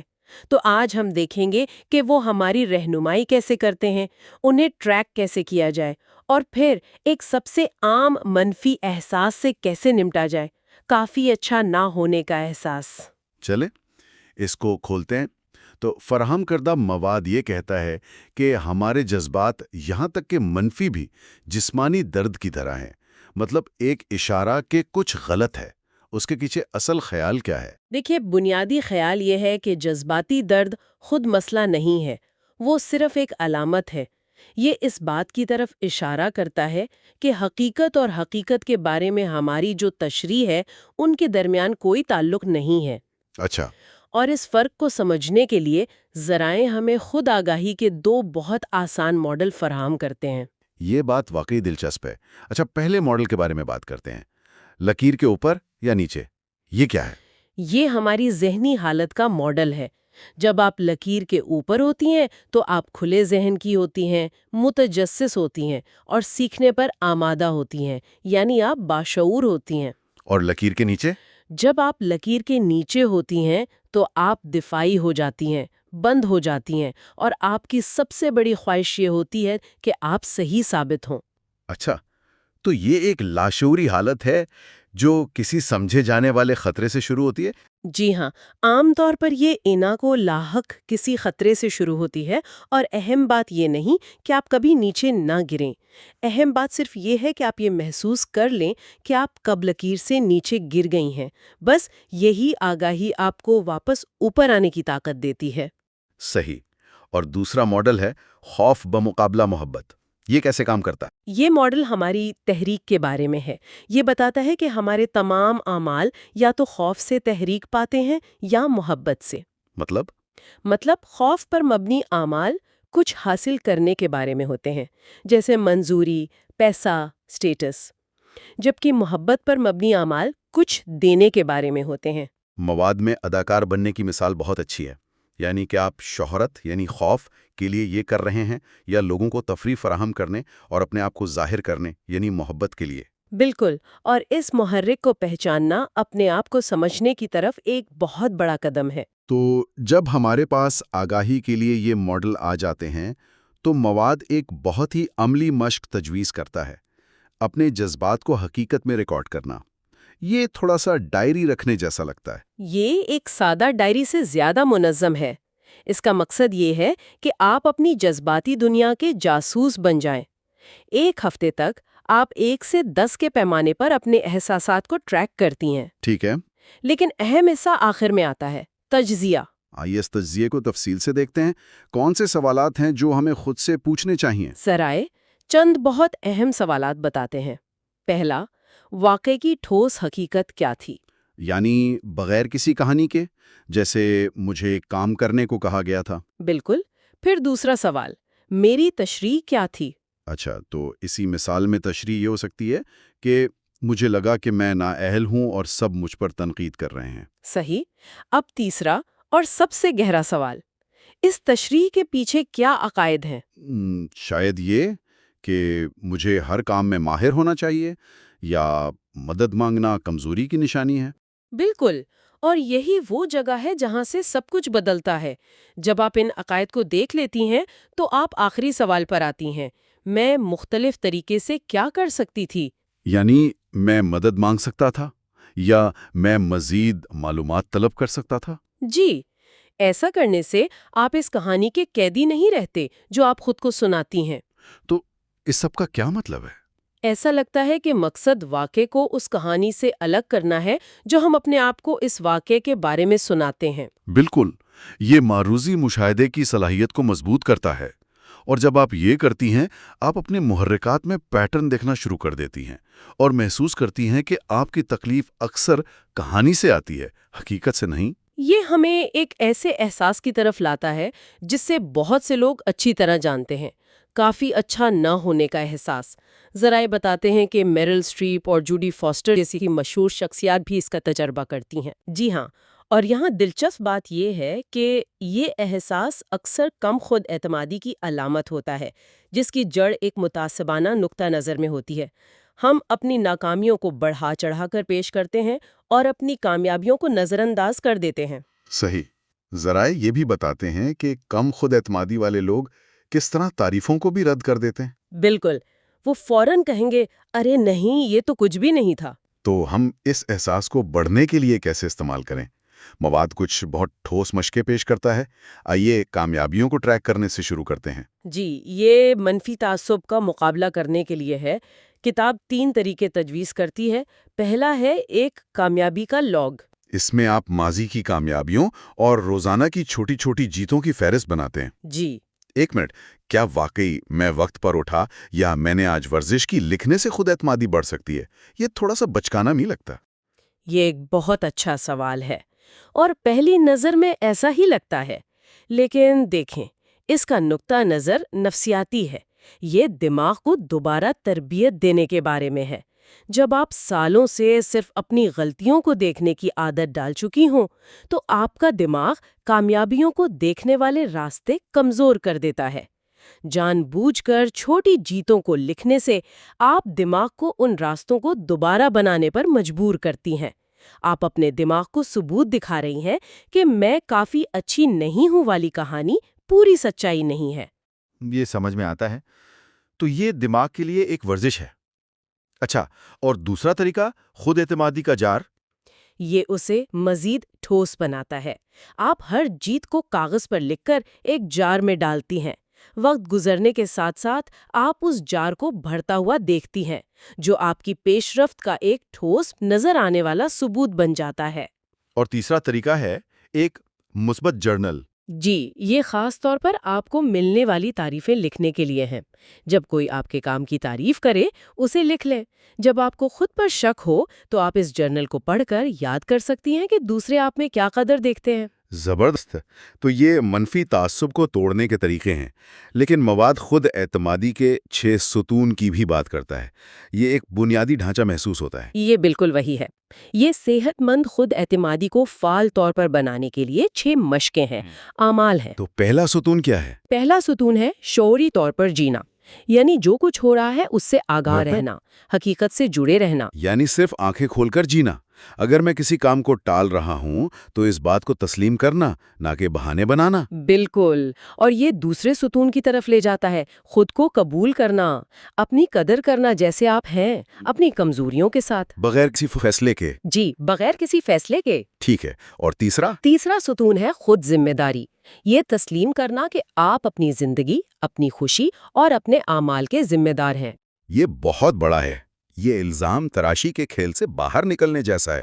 بالکل، اور جب آپ ذمہ داری لیتی ہیں تو چوتھا ستون قدرتی طور پر آتا ہے، خود پر زور دینا، یعنی اپنی ضروریات اور اقدار کے لیے کھڑا ہونا، اپنی رائے کا احترام کرنا۔ صحیح۔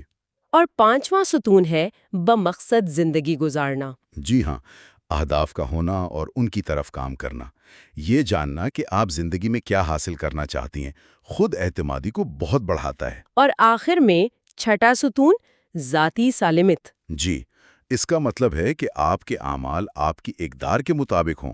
جب آپ جو کہتی ہیں اور جو کرتی ہیں اس میں ہم آہنگی ہوتی ہے تو آپ خود پر بھروسہ کرتی ہیں، اور جب آپ خود پر بھروسہ کرتی ہیں تو خود اعتمادی پیدا ہوتی ہے۔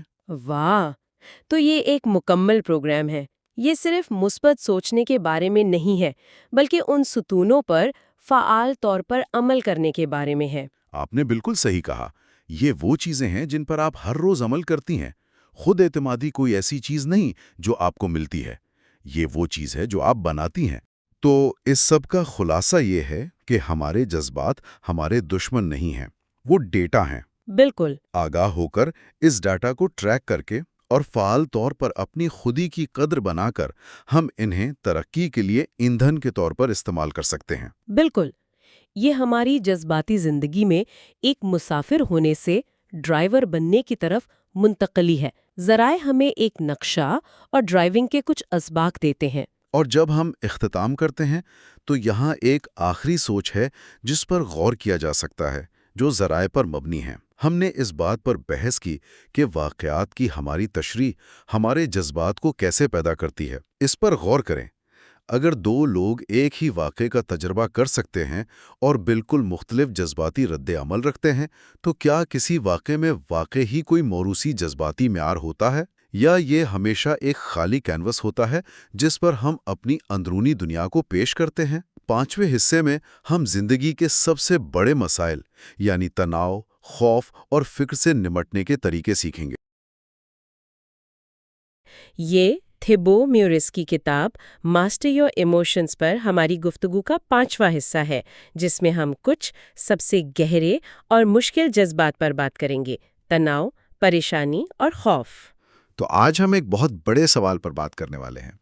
کیا ہمارے سب سے منفی جذبات جیسے کہ تناؤ ہے، خوف ہے، حسد، کیا یہ واقعی ہمارے دشمن ہیں، یا یہ صرف کچھ غلط سمجھے گئے پیغام ہیں جو ہمیں کچھ اہم بتانے کی کوشش کر رہے ہیں؟ امید ہے کہ آج کی گفتگو کے بعد لوگ اس پر ضرور سوچیں گے۔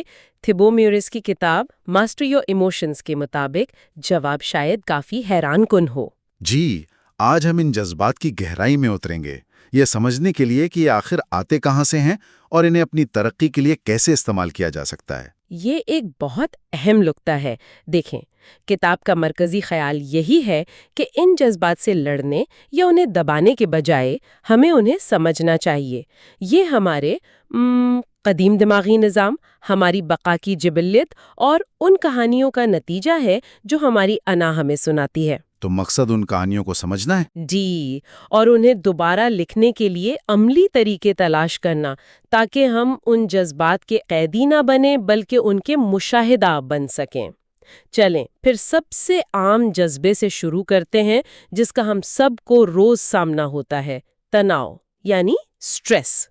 کتاب ایک بہت ہی طاقتور خیال پیش کرتی ہے کہ حالات خود سے تناؤ پورن نہیں ہوتے۔ بالکل، جیسے ٹریفک جام، باس کی کوئی ای میل یا بچوں کا شور۔ یہ صرف حالات ہیں۔ تناؤ تو ان کے بارے میں ہمارے عقائد اور خیالات سے پیدا ہوتا ہے۔ بالکل۔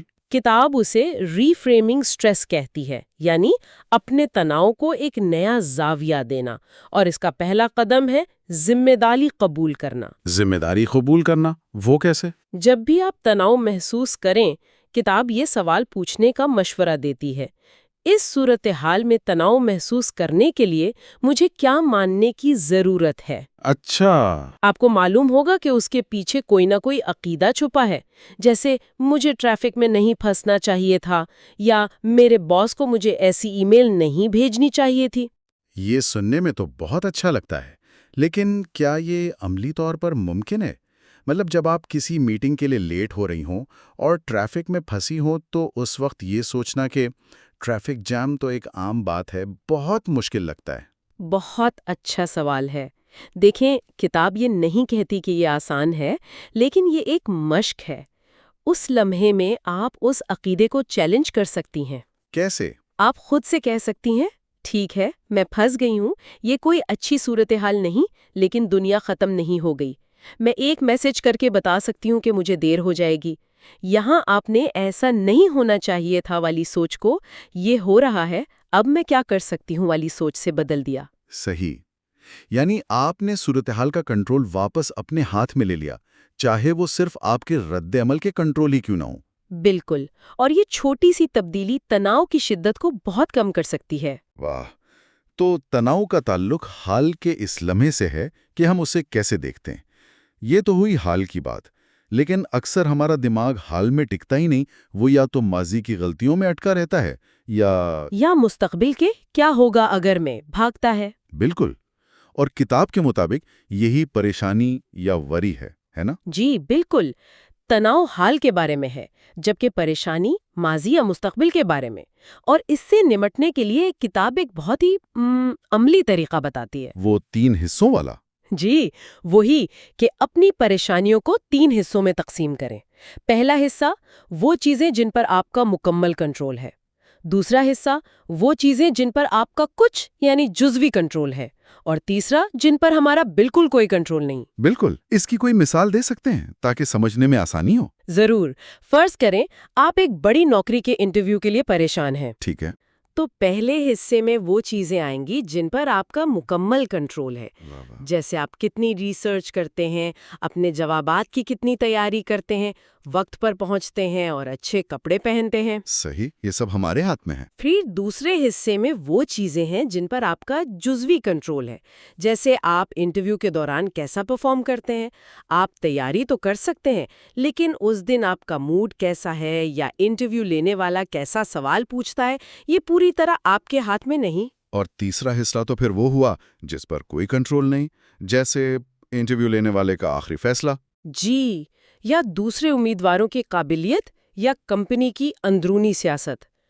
کتاب کا مشورہ یہ ہے کہ اپنی 100% توانائی پہلے حصے پر لگائیں، دوسرے کے لیے بہترین کوشش کریں اور تیسرے حصے کو مکمل طور پر قبول کر لیں۔ اس کے بارے میں سوچنا توانائی ضائع کرنے کے مترادف ہے۔ یہ بہت واضح ہے۔ اس طرح سوچنے سے پریشانی کا دائرہ واقعی بہت چھوٹا ہو جاتا ہے۔ آپ ان چیزوں پر توجہ مرکوز کرتے ہیں جو آپ اصل میں کر سکتی ہیں۔ اچھا، اب ایک ایسے خوف پر آتے ہیں جو شاید ان سب کی جڑ ہے۔ لوگ کیا سوچیں گے؟ یہ ایک ایسا احساس ہے جس سے میرے خیال میں کوئی بھی نہیں بچ سکتا۔ یہ سچ ہے، اور کتاب اس کی جڑ ہمارے ارتقائی ماضی میں تلاش کرتی ہے۔ یہ رد کیے جانے کا خوف ہے، یعنی فیئر آف ریجیکشن۔ اچھا۔ ہزاروں سال پہلے جب انسان قبیلوں میں رہتے تھے تو قبیلے سے نکالے جانے کا مطلب تھا تنہائی، بھوک اور موت۔ ہمارا دماغ آج بھی اسی طرح پروگرامڈ ہے۔ تو اگرچہ آج کسی پارٹی میں نظر انداز کیے جانے یا سوشل میڈیا پر منفی تبصرہ ملنے سے ہماری جان کو خطرہ نہیں ہے، ہمارا دماغ اسے بقا کے خطرے کے طور پر ہی دیکھتا ہے۔ اور آج کے دور میں یہ قبیلہ سوشل میڈیا بن گیا ہے۔ ایک منفی کمنٹ یا پوسٹ پر لائکس نہ ملنا ہمارے دماغ کے لیے ویسا ہی خطرہ محسوس ہوتا ہے جیسا پرانے وقتوں میں قبیلے سے نکالے جانے کا ہوتا تھا۔ اسی لیے یہ اتنا تکلیف دہ ہوتا ہے۔ بالکل درست۔ اسی لیے ایک منفی تبصرہ سینکڑوں مثبت تبصروں پر بھاری پڑ سکتا ہے۔ ہمارا دماغ خطرات کو بڑھا چڑھا کر دیکھنے کے لیے بنا ہے، چاہے وہ خطرہ حقیقی ہو یا محض تصوراتی۔ یہ ایک بقا کا میکانزم ہے جو جدید دنیا میں ہمارے خلاف کام کر رہا ہے۔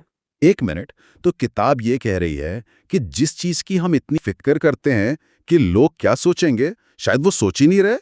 مجھے یہ خیال بہت آزادی دلانے والا لگا۔ جی، کتاب میں کہاوت کا ذکر ہے کہ 20 سال کی عمر میں آپ کو ہر کسی کی پرواہ ہوتی ہے، 40 میں آپ پرواہ کرنا چھوڑ دیتے ہیں، اور 60 میں آپ کو احساس ہوتا ہے کہ کوئی آپ کے بارے میں سوچ ہی نہیں رہا تھا۔ یہ بالکل سچ ہے۔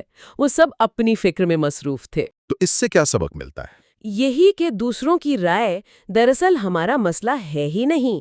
ہمارا کام صرف مستند رہنا ہے، آتھینٹک رہنا، یعنی جو ہم ہیں وہی رہنا۔ لوگ ہمارے ہر عمل کو اپنے ذاتی فلٹرز، اپنے تجربات اور اپنے عقائد کی اینک سے ہی دیکھیں گے۔ یعنی ان کے خیالات کا تعلق ہم سے زیادہ خود ان سے ہوتا ہے۔ بالکل۔ جب آپ یہ سمجھ جاتے ہیں تو سب کی منظوری حاصل کرنے کی ضرورت ختم ہو جاتی ہے، اور یہی اصل آزادی ہے۔ یہ خوف ایک بڑے احساس سے جڑا ہے جسے کتاب ڈسکمفرٹ کہتی ہے، یعنی وہ بے چینی یا بے آرامی جو ہم کچھ نیا یا مشکل کرتے ہوئے محسوس کرتے ہیں۔ کتاب کہتی ہے کہ ترقی ہمیشہ ہمارے آرام کے دائرے یعنی کمفرٹ زون سے باہر ایک قدم لینے سے شروع ہوتی ہے۔ یہی نکتہ ہے۔ خوف اکثر اس بات کی نشانی ہوتا ہے کہ یہاں ترقی کا موقع ہے۔ کتاب ہمیں اس بے آرامی کے احساس کے ساتھ آرام دہ ہونے کی ترغیب دیتی ہے۔ مطلب بے آرامی میں آرام دہ ہونا۔ جی، ہمت خوف کے عدم موجودگی کا نام نہیں، بلکہ خوف کے باوجود قدم اٹھانے کا نام ہے۔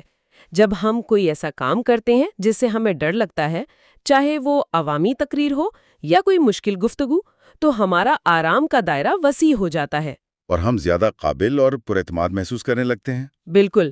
خوف پر قابو پانے کا یہی واحد راستہ ہے، اس کا سامنا کرنا۔ تو خوف پر قابو پانے کا طریقہ بے آرامی کو قبول کرنا ہے۔ لیکن کیا ہوتا ہے جب ہمارے منفی جذبات کا تعلق دوسروں سے ہو، جیسے کہ ناراضگی، ریزنٹمنٹ، جب ہم ماضی کی کسی بات کو بھلا نہیں پاتے؟ ناراضگی پر کتاب کا نقطہ نظر بہت گہرا ہے۔ وہ کہتی ہے کہ ناراضگی پالنا زہر پینے اور امید کرنے کے مترادف ہے کہ آپ کا دشمن مر جائے گا۔ واہ، یہ ایک ایسا بوجھ ہے جو صرف ہمیں ہی نقصان پہنچاتا ہے۔ کتاب کے مطابق ناراضگی ایک فارمولے پر بڑھتی ہے: واقعہ کی تشریح جمع کہانی سے شناخت اور جمع بار بار دہرائی۔ یہ بہت دلچسپ ہے۔ یعنی اصل مسئلہ وہ واقعہ نہیں ہے جو ہمارے ساتھ ہوا، بلکہ وہ کہانی ہے جو ہم اس واقعے کے بارے میں خود کو بار بار سنا رہے ہیں۔ جی، زہر وہ واقعہ نہیں، زہر وہ کہانی ہے۔ یہ تو سوچ بدل دینے والی بات ہے۔ بالکل۔ ہم اس کہانی کو اپنی شناخت کا حصہ بنا لیتے ہیں۔ میں وہ شخص ہوں جس کے ساتھ برا سلوک ہوا تھا۔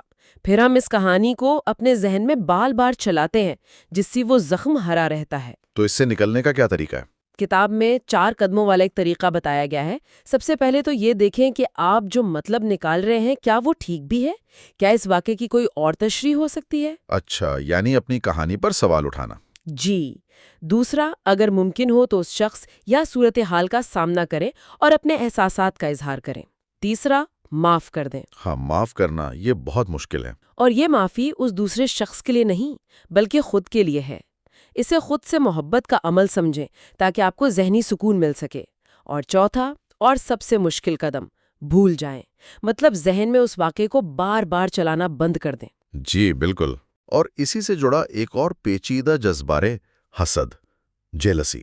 جب ہم کسی اور کی کامیابی کو دیکھتے ہیں اور اپنے اندر ایک چبھن محسوس کرتے ہیں، کتاب کہتی ہے کہ یہ اکثر کمی کے احساس یا میں کافی اچھا نہیں ہوں کے عقیدے سے پیدا ہوتا ہے۔ جی، اور یہ ایک اور مثال ہے کہ کیسے ایک نیگیٹو جذبہ ہمارے لیے ایک رہنما بن سکتا ہے۔ کتاب کے مطابق حسد کو بھی ترقی کے لیے ایک آلے کے طور پر استعمال کیا جا سکتا ہے۔ اچھا، وہ کیسے؟ اور یہ ظاہر کر سکتا ہے کہ ہم حقیقت میں کیا چاہتے ہیں۔ کتاب میں مصنفہ سوزن کین کی مثال دی گئی ہے کہ جب وہ وکیل تھیں تو انہیں دوسرے مصنفین سے حسد ہوتا تھا، اور اس سے انہیں احساس ہوا کہ وہ اصل میں لکھاری بننا چاہتی تھی۔ بالکل۔ دوم، یہ کمی والی ذہنیت یعنی اسکیرسٹی مائنڈ سیٹ کی نشاندہی کر سکتا ہے۔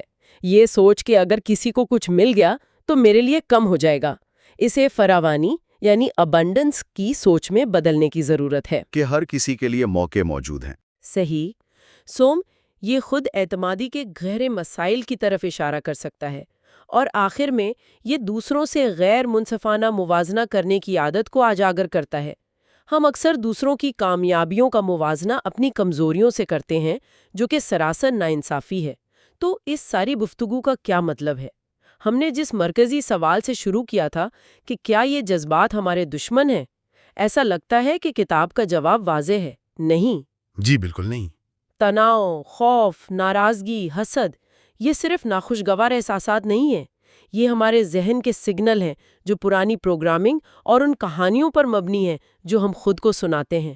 اور یہ کتاب ہمیں ان سگنلز کو سننے، ان کہانیوں پر سوال اٹھانے اور ایک زیادہ باشعور اور صحت مند رد عمل منتخب کرنے کا طریقہ سکھاتی ہے۔ بالکل۔ اور آخر میں ایک سوچنے پر مجبور کرنے والا خیال یہ ہے کہ کتاب اس بات پر زور دیتی ہے کہ ہم اپنے جذبات نہیں ہیں، ہم ان جذبات کے گواہ یا مبصر ہیں۔ وہ بادلوں کی طرح آتے ہیں اور چلے جاتے ہیں، لیکن ہم وہ آسمان ہیں جو ہمیشہ باقی رہتا ہے۔ کیا ہو اگر اگلی بار کوئی شدید منفی جذبہ پیدا ہو تو اس کے ساتھ مکمل طور پر شناخت کرنے یعنی میں غصے میں ہوں کہنے کے بجائے صرف اس کا مشاہدہ کیا جائے۔ مطلب یہ سوچا جائے کہ میرے اندر غصے کا احساس موجود ہے۔ جی، اپنے اور جذبے کے درمیان یہ چھوٹا سا فاصلہ پیدا کرنے سے کیا تبدیلی آ سکتی ہے؟ یہ وہ سوال ہے جو کتاب ہمارے سوچنے کے لیے چھوڑتی ہے۔ یہ واقعی گہرا خیال ہے جس پر غور کرنے کی ضرورت ہے۔ آخری اور چھٹے حصے میں ہم سستی، پروکریسٹینیشن کو ختم کرنے اور کتاب کے حتمی نچوڑ پر بات کریں گے۔ یہ ہماری سیریز کا چھٹا اور آخری حصہ ہے جس میں ہم بات کر رہے ہیں ان دو سب سے بڑے چیلنجز پر جو اکثر ہمارے راستے میں آتے ہیں: ٹال مٹول اور حوصلے کی کمی، پروکریسٹینیشن اینڈ موٹیویشن۔ پچھلی قسطوں میں ہم نے سمجھا کہ جذبات کیسے کام کرتے ہیں، ان پر قابو کیسے پایا جا سکتا ہے۔ آج ہم دیکھیں گے کہ جب خوف اور آپ کہہ لیں بے یقینی جیسے جذبات ہمیں عمل کرنے سے روکتے ہیں تو کیا ہوتا ہے۔ تو آج کی گفتگو اصل میں اس پوری سیریز کا نچوڑ ہے، بالکل، جہاں فیوری آپ کہہ سکتی ہیں عملی شکل اختیار کرتی ہے۔ ہمارے پاس جو مواد ہے وہ اس مسئلے سے نمٹنے کے لیے کچھ بہت ہی ٹھوس اور عملی طریقے بتاتا ہے۔ جی ہاں بالکل۔ اور یہاں سب سے اہم نقطہ میرے خیال میں یہ سمجھنا ہے کہ ٹال مٹول یا حوصلے کی کمی یہ کوئی کردار کی خامی نہیں ہے۔ ہمارے ذرائع اس بات پر بہت زور دیتے ہیں کہ یہ ہمارے دماغ کا ایک فطری جذباتی رد عمل ہے۔ ہمارا دماغ وہ تکلیف سے بچنے اور فوری خوشی حاصل کرنے کے لیے بنا ہے۔ تو جب اسے کسی مشکل کام کا سامنا ہوتا ہے نا، تو وہ اسے ایک ممکنہ خطرے کے طور پر دیکھتا ہے۔ اچھا۔ اور ہمیں اسے دور رکھنے کی کوشش کرتا ہے۔ تو اصل میں یہ جنگ ہمارے اپنے دماغ کی وہ جو پرانی وائرنگ ہے اس کے خلاف ہے۔ جب ہم اس اندرونی کشمکش کو سمجھ جاتے ہیں تبھی تبدیلی کا راستہ کھلتا ہے۔ واہ! تو یہ کہنا کہ ٹال مٹول دراصل دماغ کا ایک حفاظتی طریقہ کار ہے۔ جی، میں نے تو ہمیشہ اسے کردار کی کمزوری یا صرف سستی سمجھا تھا۔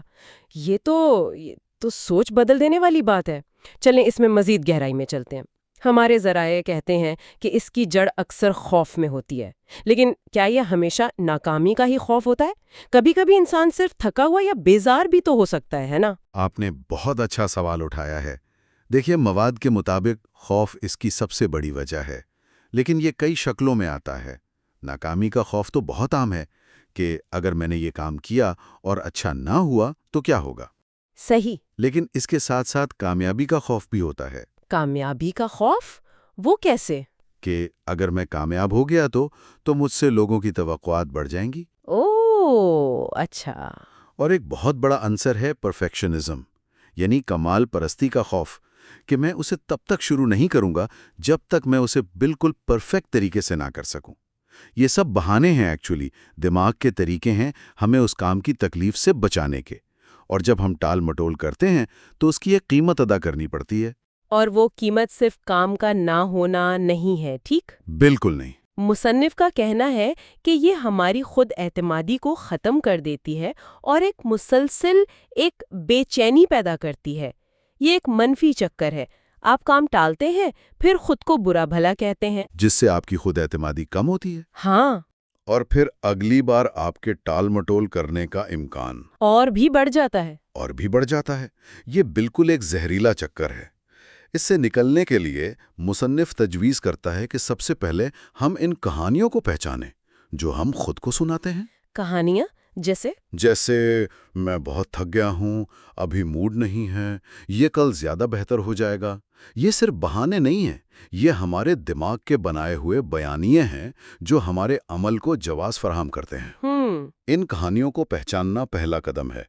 اس کے بعد ہمارے ذرائع کچھ بہت طاقتور اوزار فراہم کرتے ہیں۔ ہاں، اور ان میں سے ایک ٹول مجھے بہت دلچسپ لگا، اسے 5 سیکنڈ کا اصول کہا گیا ہے۔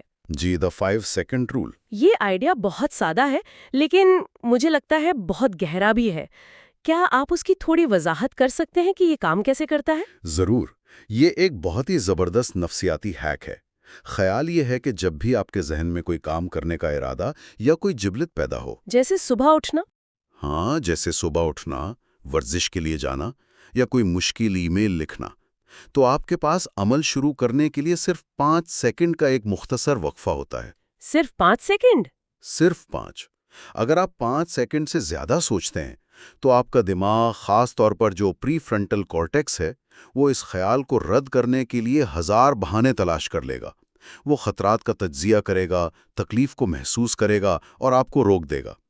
تو آپ 5 سے 1 تک الٹی گنتی گنتے ہیں، 5، 4، 3، 2، 1، اور جسمانی طور پر حرکت میں آ جاتے ہیں۔ واہ! یہ گنتی آپ کے دماغ کے سوچنے والے حصے کو بائی پاس کر کے آپ کو سیدھا عمل کی طرف دھکیل دیتی ہے۔ تو یہ دماغ کو زیادہ سوچنے کا موقع ہی نہیں دیتا۔ یہ صرف ایک چال نہیں بلکہ اس کے پیچھے پوری نیورو سائنس ہے۔ بالکل۔ لیکن ایک سوال ذہن میں آتا ہے، یہ چھوٹے کاموں کے لیے تو ٹھیک ہے، جیسے بستر سے اٹھنا، لیکن اگر کسی کو ایک بہت بڑا پیچیدہ پروجیکٹ مکمل کرنا ہو، جیسے کوئی کتاب لکھنی ہو، تو کیا یہ 5 سیکنڈ کا اصول وہاں بھی کام کرے گا؟ بہترین سوال۔ اور یہیں سے دوسرا اہم اصول سامنے آتا ہے، چھوٹا آغاز کریں، سٹارٹ سمال۔ اچھا۔ یہ دونوں اصول مل کر کام کرتے ہیں۔ آپ 5 سیکنڈ کا اصول استعمال کرتے ہوئے اپنے آپ سے یہ نہیں کہتے کہ چلو پوری کتاب لکھو۔ نہیں، وہ تو ناممکن لگے گا۔ بالکل۔ آپ اسے استعمال کرتے ہوئے خود کو صرف یہ کہتے ہیں کہ چلو صرف لیپ ٹاپ کھولو یا صرف ایک پیراگراف لکھو۔ ماہرین نفسیات اسے ایکٹیویشن انرجی کو کم کرنا کہتے ہیں۔ Activation energy? جی، کسی بھی کام کو شروع کرنے کے لیے ایک ذہنی توانائی درکار ہوتی ہے۔ جتنا بڑا کام ہوگا اتنی ہی زیادہ توانائی لگے گی۔ چھوٹا آغاز کرنے سے وہ ابتدائی رکاوٹ تقریباً ختم ہو جاتی ہے۔ ایک بار جب آپ حرکت میں آ جاتے ہیں تو نیوٹن کا پہلا قانون حرکت یعنی جمود کا قانون، وہ آپ کے حق میں کام کرنا شروع کر دیتا ہے۔ مطلب چلتی ہوئی چیز کو چلتے رہنا آسان ہوتا ہے۔ ایگزیکٹلی، چلتی ہوئی چیز کو چلتے رہنا آسان ہوتا ہے۔ اچھا، تو ٹال مٹول سے نمٹنے کے یہ طریقے ہوئے، لیکن کیا ہو اگر مسئلہ صرف کام شروع کرنے کا نہ ہو بلکہ حوصلہ ہی مکمل طور پر غائب ہو؟ میں اس کیفیت کی بات کر رہی ہوں جب کچھ بھی کرنے کا دل نہیں چاہتا۔ ہمارے ذرائع اس بارے میں ایک بہت ہی چونکا دینے والا نقطہ پیش کرتے ہیں۔ وہ کہتے ہیں کہ لوگوں میں فطری طور پر حوصلے کی کمی نہیں ہوتی، وہ صرف غلط کام کر رہے ہوتے ہیں۔ ہاں، یعنی ان کی زندگی اور ان کی اقدار میں ہم آہنگی نہیں ہوتی۔ جی، اور یہ ایک بہت گہری بصیرت ہے۔ مصنف اسے اپنے حقیقی نفس سے دور ہونے سے تعبیر کرتا ہے۔ جب آپ ایسے کام کر رہے ہوتے ہیں جو آپ کی بنیادی اقدار، آپ کی طاقتوں اور آپ کی شخصیت سے مطابقت نہیں رکھتے، تو آپ کا حوصلہ ختم ہو جاتا ہے۔ یہ ایسا ہی ہے جیسے آپ اپنی گاڑی میں غلط قسم کا ایندھن ڈال رہے ہوں۔ گاڑی تھوڑی دیر چلے گی لیکن پھر رک جائے گی۔ کوئی مثال دے سکتے ہیں؟ ضرور۔ مثال کے طور پر اگر آپ کی ایک بنیادی قدر آزادی ہے، لیکن آپ ایک ایسی نوکری میں ہیں جہاں ہر چیز پر سخت کنٹرول ہے، تو آپ کا حوصلہ ختم ہونا لازمی ہے، چاہے آپ کو کتنی ہی اچھی تنخواہ کیوں نہ مل رہی ہو۔ یہ بہت معنی خیز بات ہے، لیکن کبھی کبھی صحیح مقاصد اور اقدار کے باوجود انسان خود کو پھنسا ہوا محسوس کرتا ہے۔ جی بالکل۔ ایسا لگتا ہے جیسے درجنوں ادھورے کام دماغ پر سوار ہیں اور آپ کو مفلوج کر دیتے ہیں۔ اس کیفیت سے نکلنے کے لیے کتاب ایک بہت ہی سادہ 3 قدمی عمل بتاتی ہے۔ ہاں، اور اس عمل کی خوبصورتی اس کی سادگی میں ہے۔ پہلا قدم، ان تمام زیر التوا کاموں کی فہرست بنائیں جو آپ کے ذہن پر بوجھ ہیں۔ ہر چھوٹی بڑی چیز لکھ ڈالیں۔ ٹھیک ہے۔ دوسرا قدم، اس فہرست میں سے صرف ایک کام منتخب کریں، کوئی بھی ایک۔ صرف ایک؟ صرف ایک۔ اور تیسرا قدم، اس ایک کام کو فوراً مکمل کریں، بس۔ یہ تو بہت ہی آسان لگتا ہے۔ کیا اس کے پیچھے کوئی گہری نفسیات ہے؟ کیا صرف ایک کام مکمل کرنے سے واقعی کوئی فرق پڑتا ہے؟ بہت بڑا فرق پڑتا ہے۔ یہاں ایک نفسیاتی تصور کام کرتا ہے جسے زائگارنک ایفیکٹ کہتے ہیں۔ زائگارنک اثر؟ جی، اس کا مطلب یہ ہے کہ ہمارا دماغ نامکمل کاموں کو مکمل کاموں کے مقابلے میں زیادہ شدت سے یاد رکھتا ہے۔ یہ ادھورے کام ہمارے دماغ میں اوپن لوپس کی طرح ہوتے ہیں جو مسلسل ہماری ذہنی توانائی خرچ کرتے رہتے ہیں۔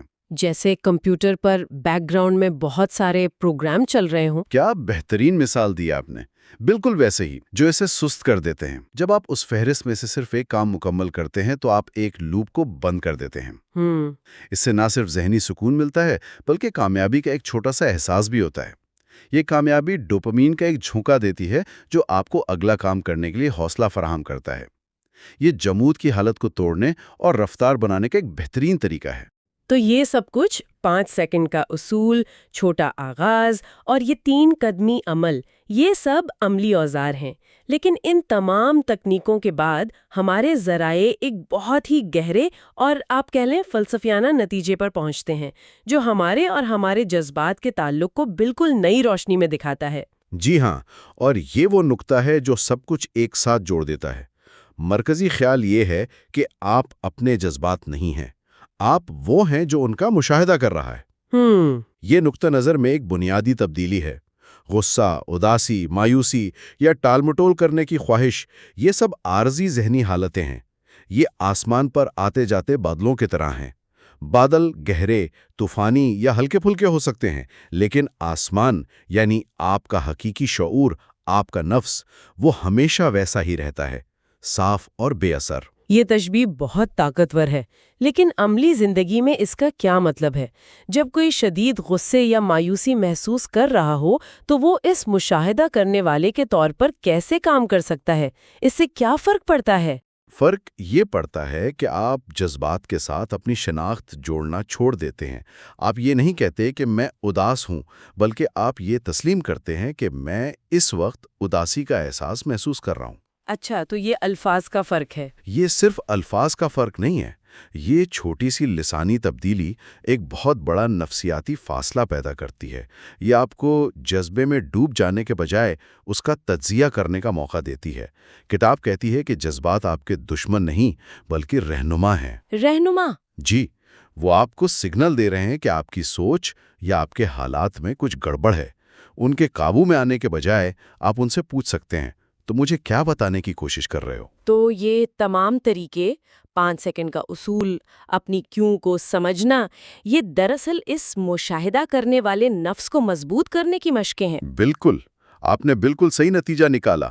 جب آپ ٹال مٹول کرنے کی شدید خواہش محسوس کرتے ہیں لیکن پھر بھی 5 سیکنڈ کا اصول استعمال کر کے عمل کرتے ہیں تو آپ دراصل کیا کر رہے ہوتے ہیں؟ آپ اس احساس کو نظر انداز نہیں کر رہے بلکہ اس کے باوجود عمل کر رہے ہیں۔ جی، آپ اس احساس کا مشاہدہ کر رہے ہوتے ہیں، اسے تسلیم کر رہے ہوتے ہیں اور پھر بھی ایک مختلف انتخاب کر رہے ہوتے ہیں۔ آپ اپنے آپ کو یہ ثابت کر رہے ہوتے ہیں کہ کنٹرول آپ کے ہاتھ میں ہے، نہ کہ اس لمحاتی جذبے کے ہاتھ میں۔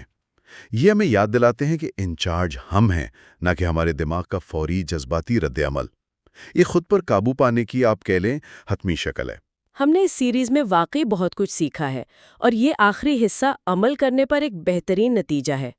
یہ ذرائع ہمیں نہ صرف بہتر محسوس کرنے بلکہ اپنی زندگی کے معیار کو بنیادی طور پر تبدیل کرنے کے لیے ٹھوس اوزار دیتے ہیں۔ جی، یہ صرف نظریاتی باتیں نہیں ہیں بلکہ عملی اقدامات ہیں جو کوئی بھی اٹھا سکتا ہے، اور یہ ایک بہت حوصلہ افزا پیغام ہے۔ یقیناً، اور مصنف ہمیں جس آخری سوچ کے ساتھ چھوڑتا ہے وہ بہت گہری ہے۔ اگر جذبات آتے جاتے بادلوں کی طرح ہیں اور آپ وہ آسمان ہے جو ہمیشہ موجود رہتا ہے، تو غور کرنے کا اصل سوال یہ ہے، یہ مستقل مشاہدہ کرنے والا آپ کون ہے؟ اس کی کھوج کرنا، اپنے اس حقیقی نفس کو جاننا، شاید زندگی کا سب سے اہم اور سب سے فائدہ مند سفر ہے۔